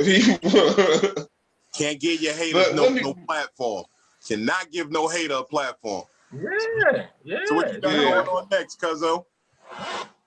Yo, so man, like I said, the first primary thing I'm on is this musical, and then my music video for Legacy is gonna be coming, and then I got a new single coming out after that. Wow, I ain't never tell nobody the name yet, but it's actually I'll break it here because it's my family on here. So my next single is actually the acronym for my name. It's called David. My name is David. So, but it's deeper. It stands for Dream After Vision is Dead. And so I'm just talking about, all of us in life, we've gone through things where we had these dreams, we had these thoughts, we had these visions of what we thought life was going to be, what we thought we were going to, a place we thought we might be by a certain time, and that didn't happen. And in each of those cases, you had to learn how to dream after vision was dead.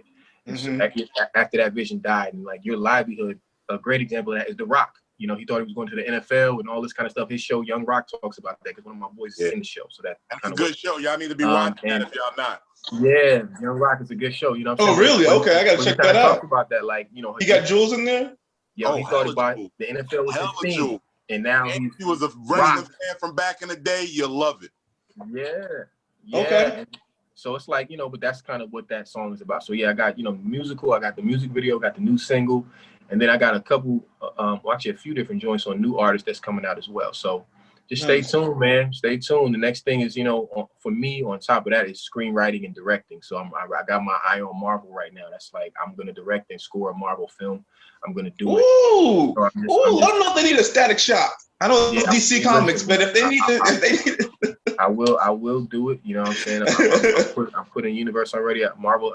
Big Vino knows how much I love Marvel, and I've been X-Men and Marvel everything forever. You know what I'm saying? So it's just it's just now it just makes sense to go into it. Even on top of my studio, I got a Marvel picture, I got Marvel. So it's just what I do. So that's what I'm going to be doing next too. I'm studying the MCU right now and seeing what character I could write to present properly that would fit into the MCU. So yeah, I'm just thankful, man. Out here, blessed hustling. Man, that's what's up, man. Much love, much success. Best wishes to you, guys. I appreciate you stopping through. Yeah, man, it's been great. Man, you all love, all we stay in touch. We stay in touch. Listen, that's everything you're doing out there. You see, I don't even be reacting to it. I see you hit me like, yeah, you doing good, cuz I see you off the streets, man. It's just wonderful, man. I'm just thankful to see it. It's a blessing, man. Thank you for having me on here. Thank you just being a real person. You know what I'm saying? Because, it's like it says, it's deeper than all this. We're both doing phenomenal things in our lives and walking in our purpose and walking in our dreams and our passion. But just as a people, like I talked about on here earlier, that's what mattered most to me. So it was a blessing. It was nothing. I'm happy to be on here. Thank y'all for having me. I had a great time. And, look forward to doing it again sometime. Definitely, y'all. Hell yeah. Applause for David J, y'all. It's David J on Instagram. Download that new legacy on all platforms. Yes. Man, look, play that music with your shorty. Do something, man. Like, it's life-changing music. I got. He's one of them niggas who still sincerely can write a ballad still. You know what I'm saying? Get with him, y'all. Yeah, man. Thank you for stopping through. Much love, bro. Peace. Appreciate you, bro. Much love, man. Peace. Holla. Love you. All right, peace.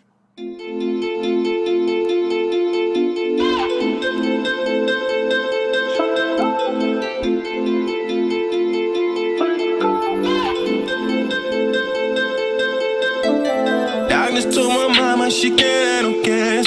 She had open her surgery, they told her she may not live. But I see I'm a walking miracle. But not only that, mama went back and that's Tiffany tub. Talk about a double abortion.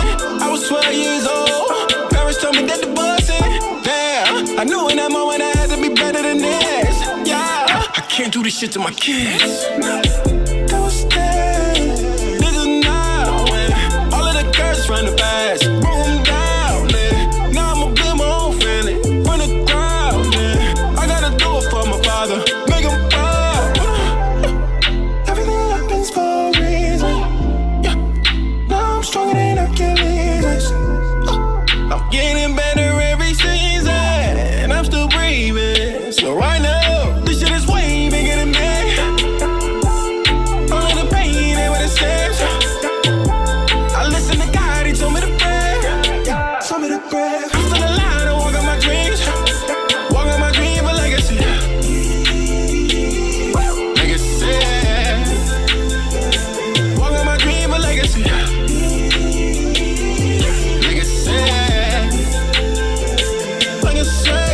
Me and my pops used to say me and you and God gonna win. Day before my born day, I never saw him again. Cancer came and it took him out. What the fuck I'm supposed to do now? How the fuck I'm supposed to keep going when the shit I dreamed of in the ground?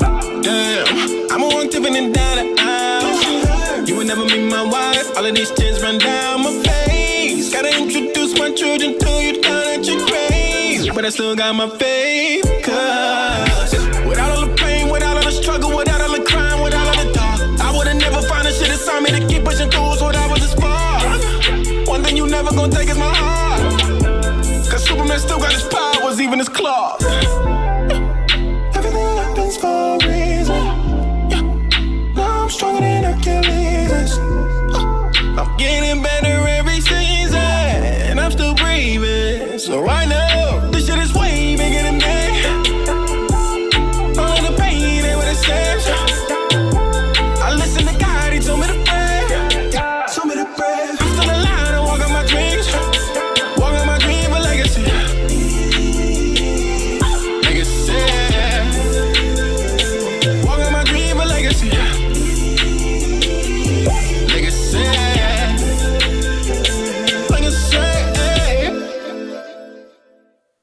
Always feel good when long lost family stop through the show. Don't it though? I like that phrase. We definitely running with that long lost family. Yeah. And that's real for me. Just like my I said that's just like all my new uncles and aunts I found. My mom got like 5 or 6 long lost brothers and sisters. Oh shit. Oh yeah, my grandpa was getting crazy in the 70s, bro. My grandpa was wilding in the 60s. That's always fun to find out. Like, Grandpa! I was like, Grandpa, that was you! You did it! Like, yo, who this lady on Facebook saying she my auntie? That's how it always be. Nephew. They just hit you on Facebook and be like, that's weirdest. That's the weirdest in the world. I got like 7 of those right now. Motherfucker, like, you, cuz you ain't seen me my Facebook message of that friend request. I'm like, nah, I didn't. It's me. Who is me? Who's me? You know, your mom's sister's friend. Son from down the street. Saw you 12 years ago at the family reunion. You got that book with the Jack of Spades, and I said, yeah, I knew he was gonna get that book. Nigga. You was cutting diamonds, you remember? Bro, I'm telling you, black families be so big, bro. You don't even know. A family reunion? Whew. Because you know you got 2 sides of the family. When the family reunion comes, you got your Johnsons and your Jeffersons. It's the Johnson-Jefferson family reunion.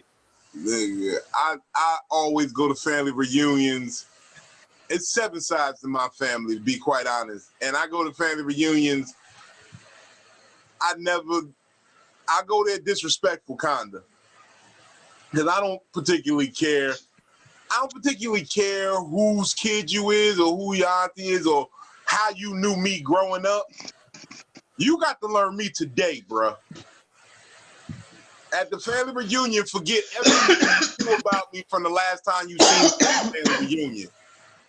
Get to know me today. Now, they be like, oh, I remember that time your daddy was alive. It's like, fuck all that old shit, nigga. Talk to me about last week when I needed $20 to get this last dub from my man. When I asked you for some motherfucker, I came to your house and I wanted a bowl of cereal or some shit. Can I call you right now if I need a kidney? Let's talk about that. Y'all need to get that part of your life straight with your families, y'all. Who can you call for an organ? This is real right here. Because family is obviously the most important thing, in this life. But you don't have to be close with all your family. No. That's too much to be close with all your family. Like, that really is. You check in, you see how they doing, you send them a Christmas card or whatever, but you don't gotta be close to all your family. Only for the holidays. Exactly. Some families only for the holidays. Maybe you know what? That's a cookout, birthday. If I'm in town, it's somebody's birthday, I'm gonna pop up. Juneteenth cookout. The Juneteenth cookout, sometimes where you see some of these niggas. And I know that's kind of funny and meta. It works. I only want to see some of these niggas on Juneteenth. We can try to free your mind a little bit. Yep. Once a year on the cookout. What's good, cousin? I got a couple cousins. I only see once, twice a year. We cool people, but Look, I got a blunt. Yeah. As long as you got a blunt, I got a blunt. You got a blunt. As long as you got a blunt, we're gonna bust down the spades game. We go half on a 6-pack, bottle of wine, a little bottle of something. And we go, half. I might slide if it's like $26 and you only got 14. I'll fuck with you and put in that extra little bit, or you know what I'm saying? If you only got 12 and it's 26, I got the 14. Don't worry, I got the extra little $2. Okay. You know what I'm saying? You know what I'm saying? Yeah. You got the bag, you got the Dutch. I'm like that type of nigga, that type of cousin. You know what I'm saying?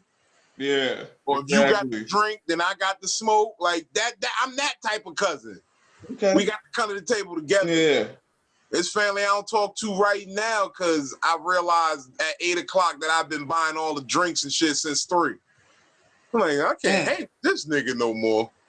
No, this is what I'm saying. You got me another one, cuz I was like, no, I don't actually. Yeah, you ain't bought me not one. I can't even get drunk.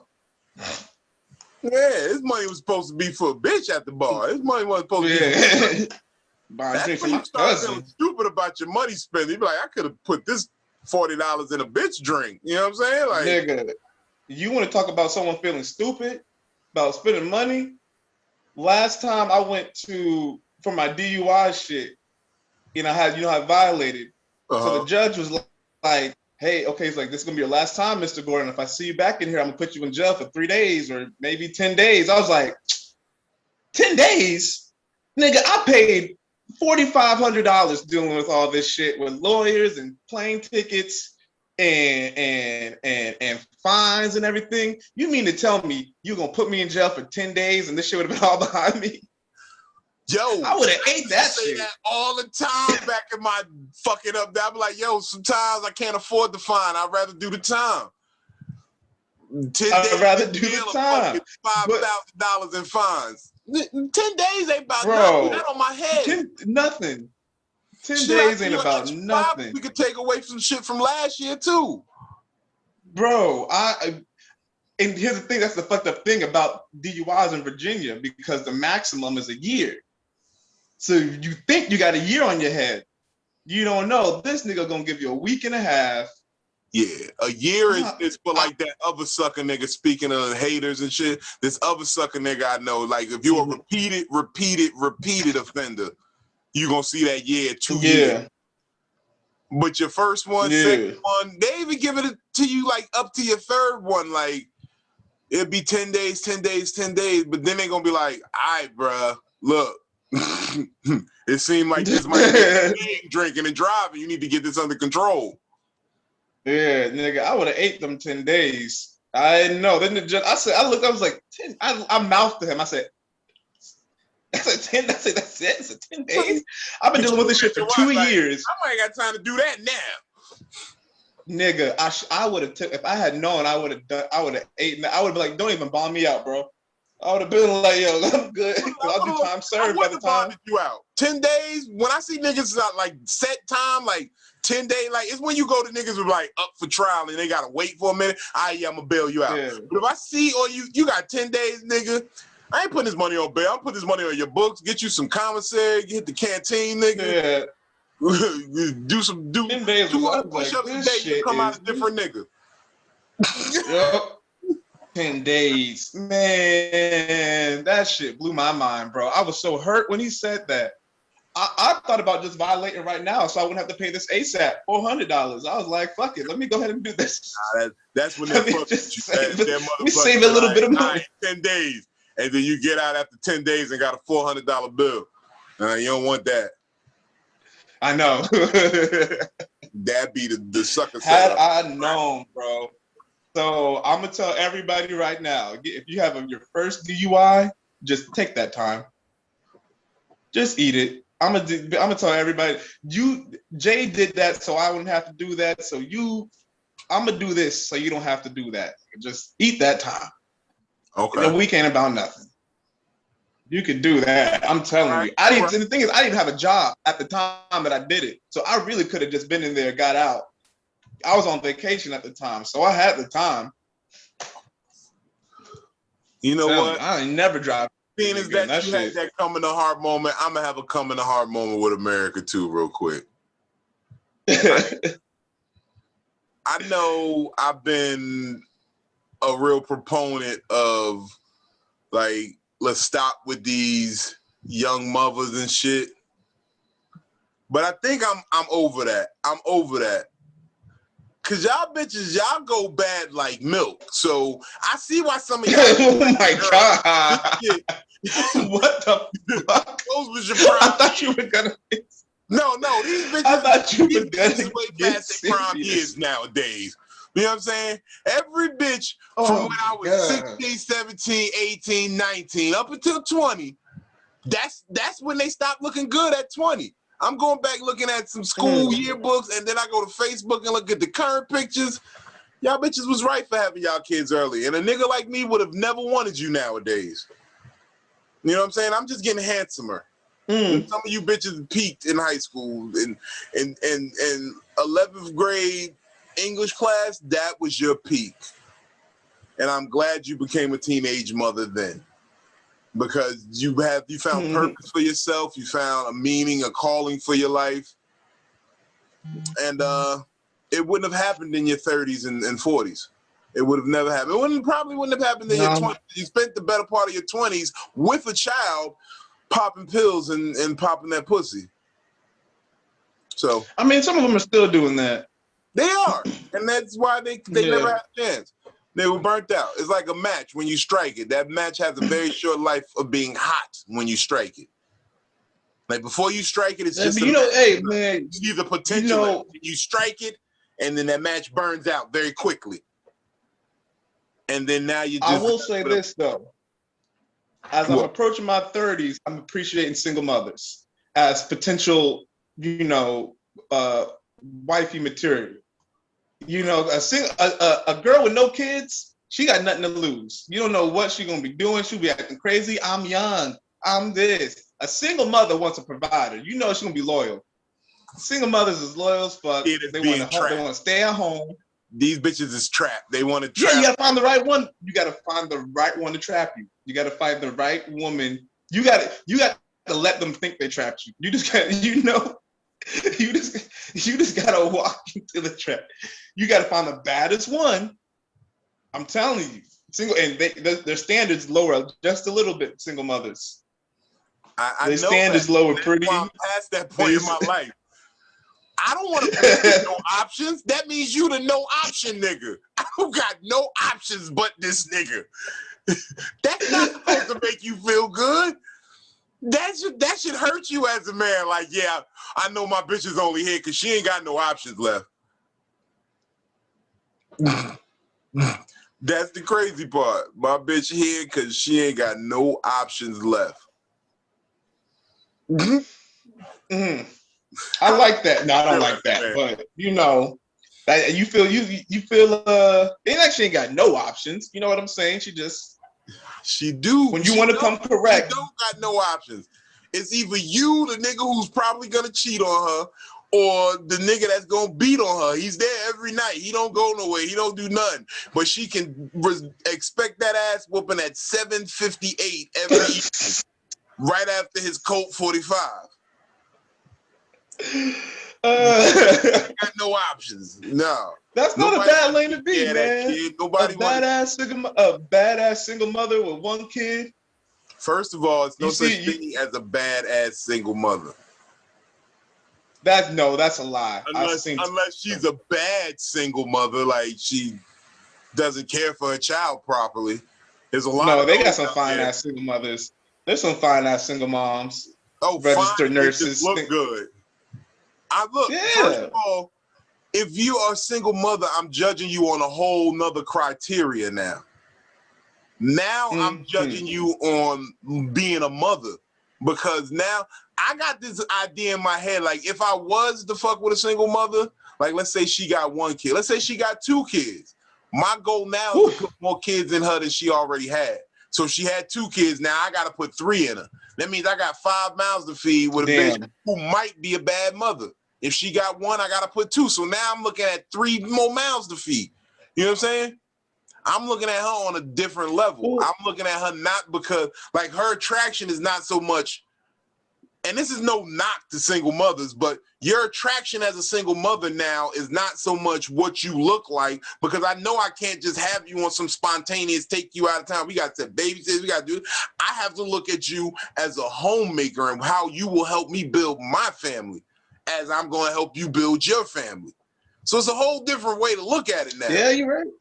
Because I ain't looking at it. I was just looking at it. Ass, like, oh, look at them titties, look at them ass, bitch, pack your bags, we out of town for a week. She got kids, she can't do that. So I gotta be expecting a whole different thing. That's too. I was just talking about fucking her on the weekends when the kids are with their real dad. Like I was weekends, the weekends is the worst time to fuck with single mothers. The kids home all day. No, that's when they have the fathers. You gotta plan family events, and you gotta plan family events that will tire out the children, but leave her with enough energy to fuck you later. No, you give them to the grandparents or you give them to the dad. No, these are the formative years. Real talk, unless you talk about a chick who got like a 14, 15-year-old, that means she over the hill anyway. I'm guessing you're talking about who got like a 5-year-old.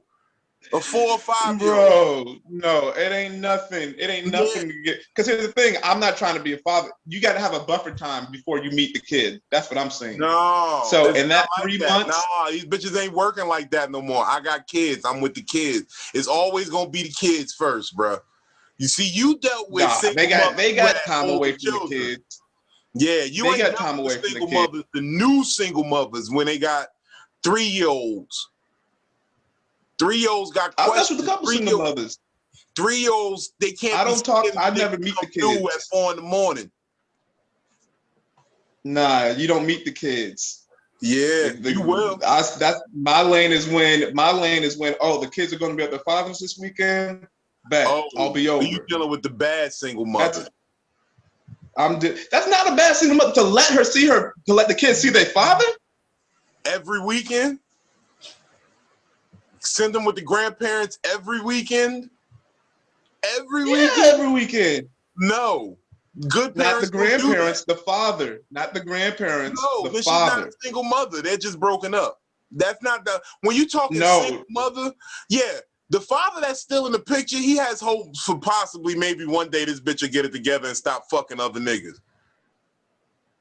I've learned that in my years of experience. In my years of experience in travel, I've learned that the fathers that are in the picture, either that bitch was a hoe and he just fucked up and he just trying to, save his kids from experiencing a lot of hoe shit, or that nigga in jail or dead or something, and like the grandparents be like, hey, he still gotta have a connection with his father family. But that still kind of entails that she's a hoe because she let a hood nigga knock off. You don't just think of this healthy co-parenting going on? You don't. No, that's not even an option. That's not a. First of all, you know how I feel about the word co-parenting. There's no such word. There's no such word in the English language. That's some shit that toxic couples made up to hide their secret shame behind closed doors. They know I'm a hoe. He sell drugs. He got mad bitches and can't stop cheating. But we gonna co-parent. Nigga, I'm dealing with bitches who work at Starbucks, my nigga. I think we on two different. Yeah, they still hoes too. The Starbucks hoes is the best because they got coconut milk in their fridge. I'm dealing with. Oh, you know what? I don't even know. First of all, bitch, why is you having children working at Starbucks? That's my big question. If I worked at fast food, I would get a vasectomy. I would get like a reversible vasectomy just so that I can make sure I never have children and try to raise them off of a fast food wage. You know what? I got insurance now. I might do that. I'm gonna do that. Now have you some kids first. I'm gonna wait till I'm 33. I'm gonna give it 5 years. So I just need 5 years of clear landing. You know what I'm saying? Just to make sure I don't fuck up in the next 5 years, and then after that we can start wilding out, and I'll just have a couple kids off the random. Cause I don't really need no wife. I'll be the weekend father. Work on your pullout game. Just have a little discipline, and then when you hit like 35, just start shooting up every club you hit. Just start shooting up every club you hit, and keep a plan B in your pocket. I knew. Oh, look, you can get the plan B for the low. I just got to get a prescription from the doctor. Mm-hmm. I can get a plan B. I can get 5 plan B for $75 right now. What you talking about? Plan B 15 apiece. CVS generic plan B. The plan Bs. I can get the generics for 10 a pop. Now a little coupon. Are you getting the big bitch plan B?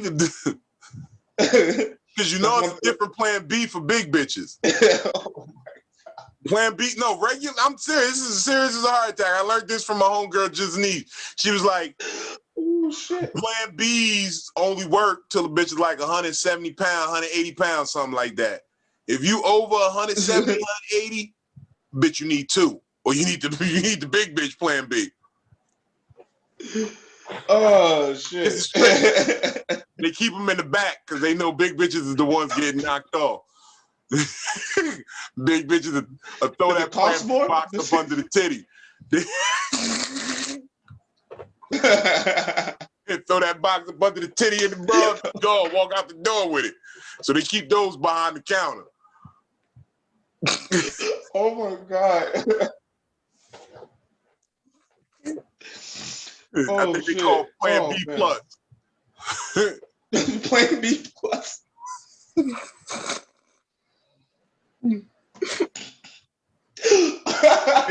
They like maxi pads and tampons. You gotta know your size. You gotta know your size plan B. Oh. You know what? That's a great indicator. If you're about to get some pussy and use the first joint, go into the bathroom, look at her tampon, see what size she got. See if you're compatible. Mm-hmm. Let us know. I be all in bitches' medicine cabinets when I'm at their house. I want to know what you on. Oh, yo. Antibiotics in this bitch. If it's an antibiotic in your motherfucking medicine cabinet, I'm checking the date. And if it's anywhere within the neck that was like fulfilled like within the month, I'm going to leave. I'm going to leave without saying nothing. I'm going to just leave the medicine bottle on your sink and then I'm going to walk out.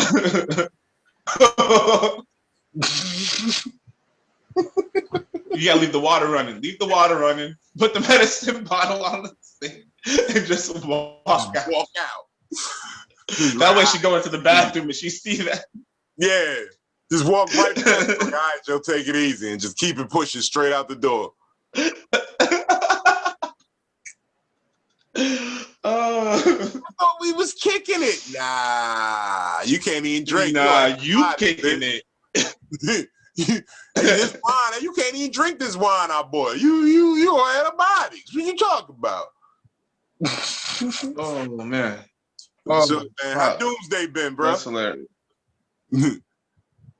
Doomsday's been great. It's been growing every week. We got some bullshit in Oregon, but my shit's in Vancouver, Washington, about 10 minutes away. So we're good as far as still being able to perform. Oregon is fucked up right now because they're gonna be closed for like 3 weeks to a month again.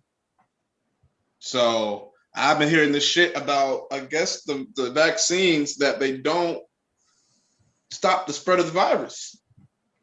They just stop the symptoms. But we had a record year of cases because people are still getting the virus with the vaccine. They're just not experiencing symptoms. Like this is, or at least I guess it's not. This is it like mutates or something, even if you got the vaccine. Yeah, but this is the simplest explanation of a vaccine, and this is why I don't understand what people are doing. So, right, you've been telling us for an entire year, cover your face, cover yourself so you don't catch this disease, right? You've been lying to us because the initial report was flatten the curve because we're all due to catch it. Exactly. But now you're telling me I can get you a vaccine, and then you're saying the vaccine's not going to stop you from catching it because what a vaccine does is put a little bit, a tiny bit of the virus in you so your body can fight it off. So I've been spending a whole year ducking a virus that you now want to just give me. And pray that my body, they want to build your immunity up to the virus, but you know what? I really this whole time I've really been just kind of, I've always felt like it's a fugazi, or it's just I'm not getting the whole thing. But I'm like I'm just trying to increase my health, boost my immune system, which everybody should have been doing in the first place. It's just trying. Oh, there's a virus, a disease going around. Everybody get healthier. Everybody start working out. Take your goddamn vitamins. Get out in the sun. You know, get your vitamin D. So our bodies are strong enough, and we don't need needles and artificial shit to fight it off. The thing is, like, I like vaccines, measles, the polio vaccine, malaria, all that. When I go to Africa, you got to get motherfucking vaccines for motherfucking all that shit. But I can as get I'm learning more, that's for diseases. You know what I'm saying? Will kill you. Because I will kill you if you get it. There's no ifs, ands, or buts about it. Like, you will get sick. Most it likely, could kill you. Yeah. This malaria, you'll die from malaria. You can die. Or, you know, the percentages are higher. You know, it's like 50%. You know, mortality rates are a little bit higher. I don't know enough about that, to be honest, to be like telling people what to do. But what I do know is, like, every day I'm hearing something new, and I'm glad I didn't get that shit yet. I'm glad I waited until more information came out. You know, that's my whole thing, is like, don't want to be the first to anything. Nigga, shit, maybe Bitcoin or something like that. But real talk, I'd really rather not be the first on any type of shit. I'd rather learn from other people's shit. Yeah. I want to learn. You know? Because niggas be taking that second shot, that first shot. The second shot is the finisher. The first shot, they get to do it.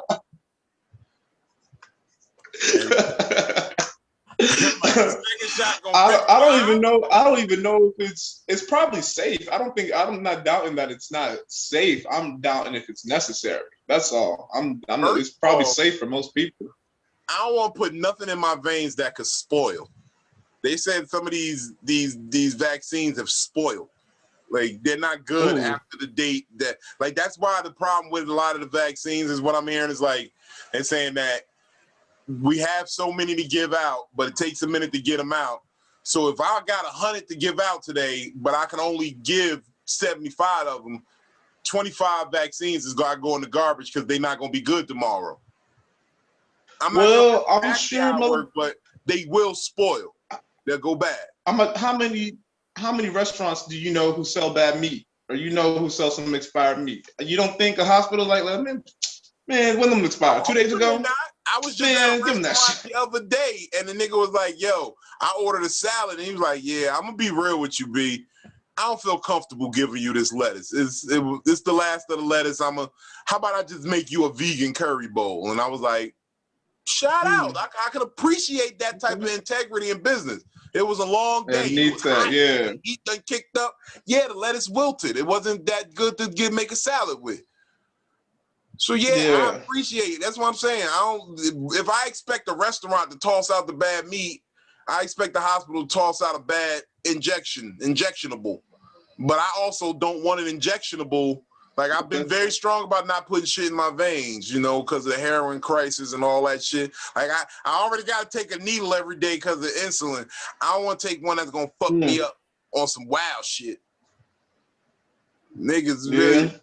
Then it gave me a hot insulin shot. I encourage. Insulin was supposed to stay refrigerated. You know what I'm saying?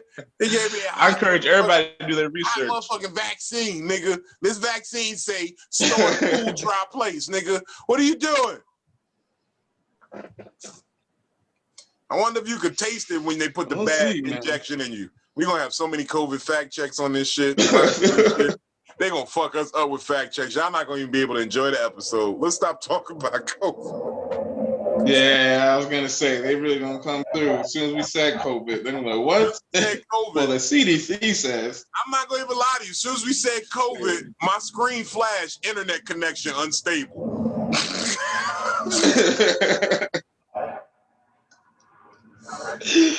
Oh, shit. But yeah, man, we got another month of shit. Over there. Huh? Yeah, hopefully we can have I'm trying to get another room started here in Portland down the street for either open mic or showcase. So we got a couple of things running, but I don't know if you heard about this. Tim Tebow formally made a request to the Jaguars to try out as tight end. He just want Trevor Lawrence, though. Is it too late? They can get Trevor Lawrence. Tim Tebow, sit down. I said it's too late. Pray on it first, Tebow. Pray on it. Pray on it first before you decide that's the route you want to take. Pray on it a little bit more. You know. Yeah, no, I said it's over. I'm like, bro, you tried quarterback, you tried baseball, you were a commentator. I mean, he's a great He's athlete. probably like in his 30s, right? He's He still a is, but virgin. he's in He his got 30s. He can't energy just for start playing days. football. He still a virgin? No. He got bad energy. Oh, it's just this nigga ain't no virgin. Yeah, bro. That's This nigga's a Heisman Trophy winner, bro. He's been a Bible thumper, bro. He's saying he's not having no sex till marriage.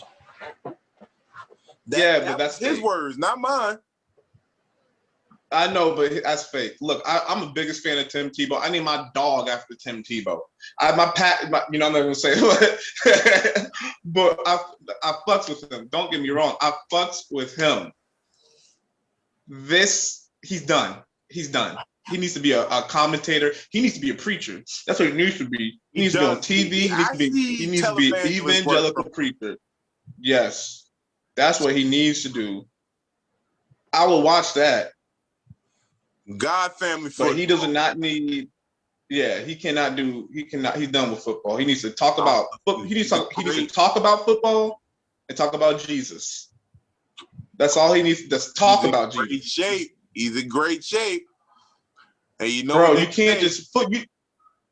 You know, look. You can't just wake up and get hit and be like, okay, at 30. I'm sorry, you can't do that.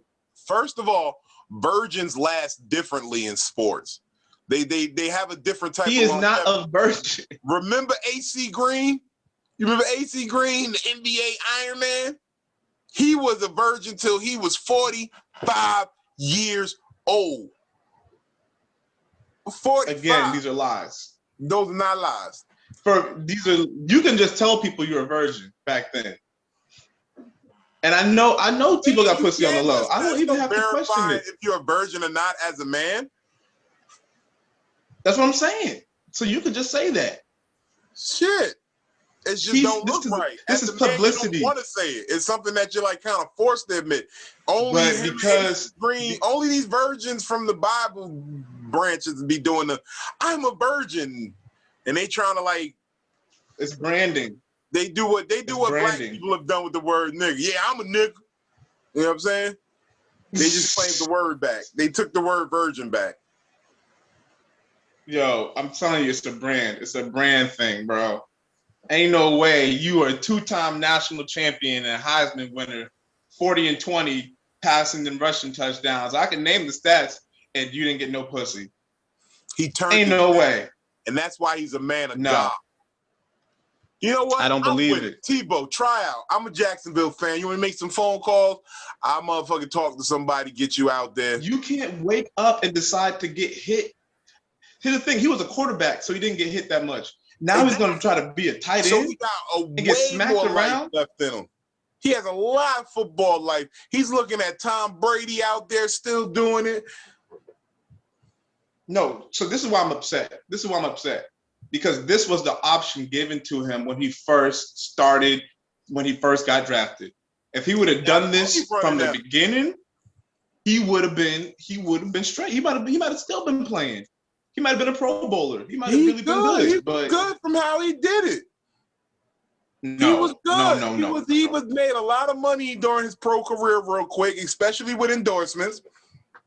And now that was a while ago. That money might be running low. So he's like, let me find a way back in. I never look. That's why I do comedy now. How much you think he's gonna get paid? Feed you forever. Yeah, how much? Tim, let's find how old he is. I bet you about 30, 32 years old. What kind of contract do you think a 30-year-old new tight end, he doesn't have a position he played before, who hasn't played football in 5-6 years, he played ball. He used to be. This nigga was just playing baseball. That's what it says when I pull up the motherfucker. It says Tim Tebow, football player. How old is he? Tim Tebow is, where the fuck is it? He is 33 years old. Done. This nigga's That's done. not right. Hold on. Jesus died at 33. This nigga is done, bro.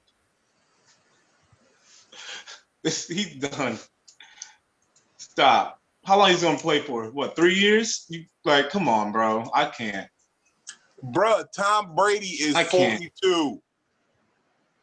But Tom Brady's been playing this game for 20 years. Exactly. Sharpening his skills. Wear and tear. Tebow played for like 5 years, then fell back, played baseball. So if you didn't do comedy for 5 years, how good do you think you'll be if you say, hey, just call the funny bone, like, hey, just put me on. I know I haven't done comedy in 5 years, but I would do a few tune-up sets. You know, I'll hit a few spots, get back into like, you know, at least performance shape.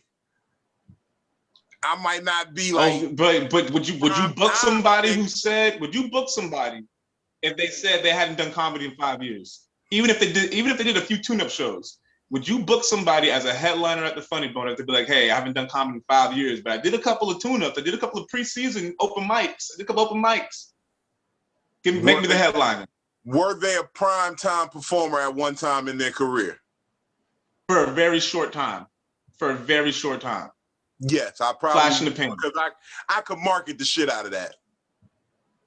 And and that's what the Jaguars person was a primetime performer at one point. They got at least one good performance left in them. See, and you know what? The first thing you said is what the Jaguars are feeling. I can market the shit out of this. So they ain't about winning games. Look, they ain't about winning games. It's Jacksonville, okay? As a Jacksonville fan, I'm gonna say it's Jacksonville. We not expecting. Look, in Jacksonville, a 6-win season and sold out ticket sales is the greatest thing. You know what I'm saying? That's the greatest thing in Jacksonville. 6 win. Can we get 8? Can we get 6 wins? Jacksonville. Can we get 9? Can we get 9 wins? It won't even be. You know, they've added another game. 9 wins would make my day. 9 wins and a playoff. When they went to the AFC Championship game, I was there, baby. I was get 9 and 8 because that was the year I was protesting with Kaepernick, but I understood what it meant. You know what I'm saying? That's the problem of being a Jacksonville fan. When they're good, is the time that you're not watching because you're protesting the NFL. But they're usually bad, and it's okay. You still be a real one with them. But I'm rooting for Tebow. And I hope they do sign him. If they sign him, I will start watching Jaguars games to see what he does. I'm gonna be real, but I don't have a lot of faith. I don't have a lot of confidence in this in the least bit. And it infuriates me that he didn't do this 10 years ago. That's what makes me upset, because we would have still been playing. We could have actually gone somewhere if he went to Jacksonville and decided to be a tight end or something like that. We actually, you know what I'm saying? I would have loved for him. He could have been a fullback. Nah, I mean, he had the juice. I definitely thought he got screwed his first year. Like, the nigga won a playoff game. They was winning. I definitely feel like he should have got another shot, but I think the time's up. I think probably time is. Watch how you say that. That word wasn't in play when he was around the first time. We're not. Yeah. Your time is not up, Tim Tebow. No, it might be. We'll see. We'll see. If he's a virgin, his time's not up. But we might find out that he's not a virgin. I believe him when he say he's a virgin. I don't. I feel like he looked like Joel Osteen to me. He'd be lying through his teeth. I feel it. He's a fake ass nigga. Don't get me wrong, but I fucks with him because he did something different. But I know that nigga's fake as fuck. I know. This whole he don't talk right enough to be a real one like that. I'm sorry. This whole Jesus. You know, most of the Jesus people are the freakiest ones. They're the most. You know what I'm saying? But it's something so I already know. Tim Tebow eyes where you kind of just believe. Like, he got the Joel Osteen eyes. Directly to Jesus. I do. It's something in me that says he talks to Jesus. His prayers mean more to Jesus than mine. No, because if his prayers meant something, they would have beat Alabama in the SEC in the SEC championship. Look, first of all, everybody knows Jesus is a Bama fan. He's a Tide fan. He just likes everybody knows. But yeah, we gonna get out of here on that one, y'all. You go check out Drew at DrewGrizzly. Hit him up for Doomsday. Yep. I'm probably be out there soon. I'll be in VB on the 7th. The World Series of comedy. They want me to come do one of the pods out there in the World Series of comedy out in Portland. So I might fuck with that. Oh yeah, they just emailed me a satellite thing about it. So I'm gonna figure out what's going on with that. As always, on tour with Darren Fleet. Big shout out to Ryan Davis. We kicked it this last weekend. Motherfucking like stand up dude. Like a real stand, like first of all, genius writing, perfect like delivery, like great comedy, great stage shows. But at the point I'm at right now in life, I want to know genuinely good people. And I am impressed with the type of man that Ryan Davis is. Like, he definitely, shout out Playboy, salute. Shout out Woo Woo, shout out everybody. Shout out DJ Practice. We're coming with some new shit real soon. ComedicTherapy.xyz. You know, we get the last laugh, gang shit. And other than that, people, we'll see you next time right here on Vino Veritas. Don't forget to like, subscribe, all right, y'all. Share the link, do all that good shit. Tell your people about it. Send out some carrier pigeons, signals. You know what I mean? Go do whatever you screenshot it. Like, go open up your friend's YouTube. You can make this an NFT. Exactly. We'll make this an NFT. That we do. Make this an NFT. Bitches, instead of the nigga phone, leave something for him to watch on YouTube after you done going through his phone. Just type in Vino Veritas on YouTube and just leave it running. Subscribe. All right, y'all. We out. Word. Peace.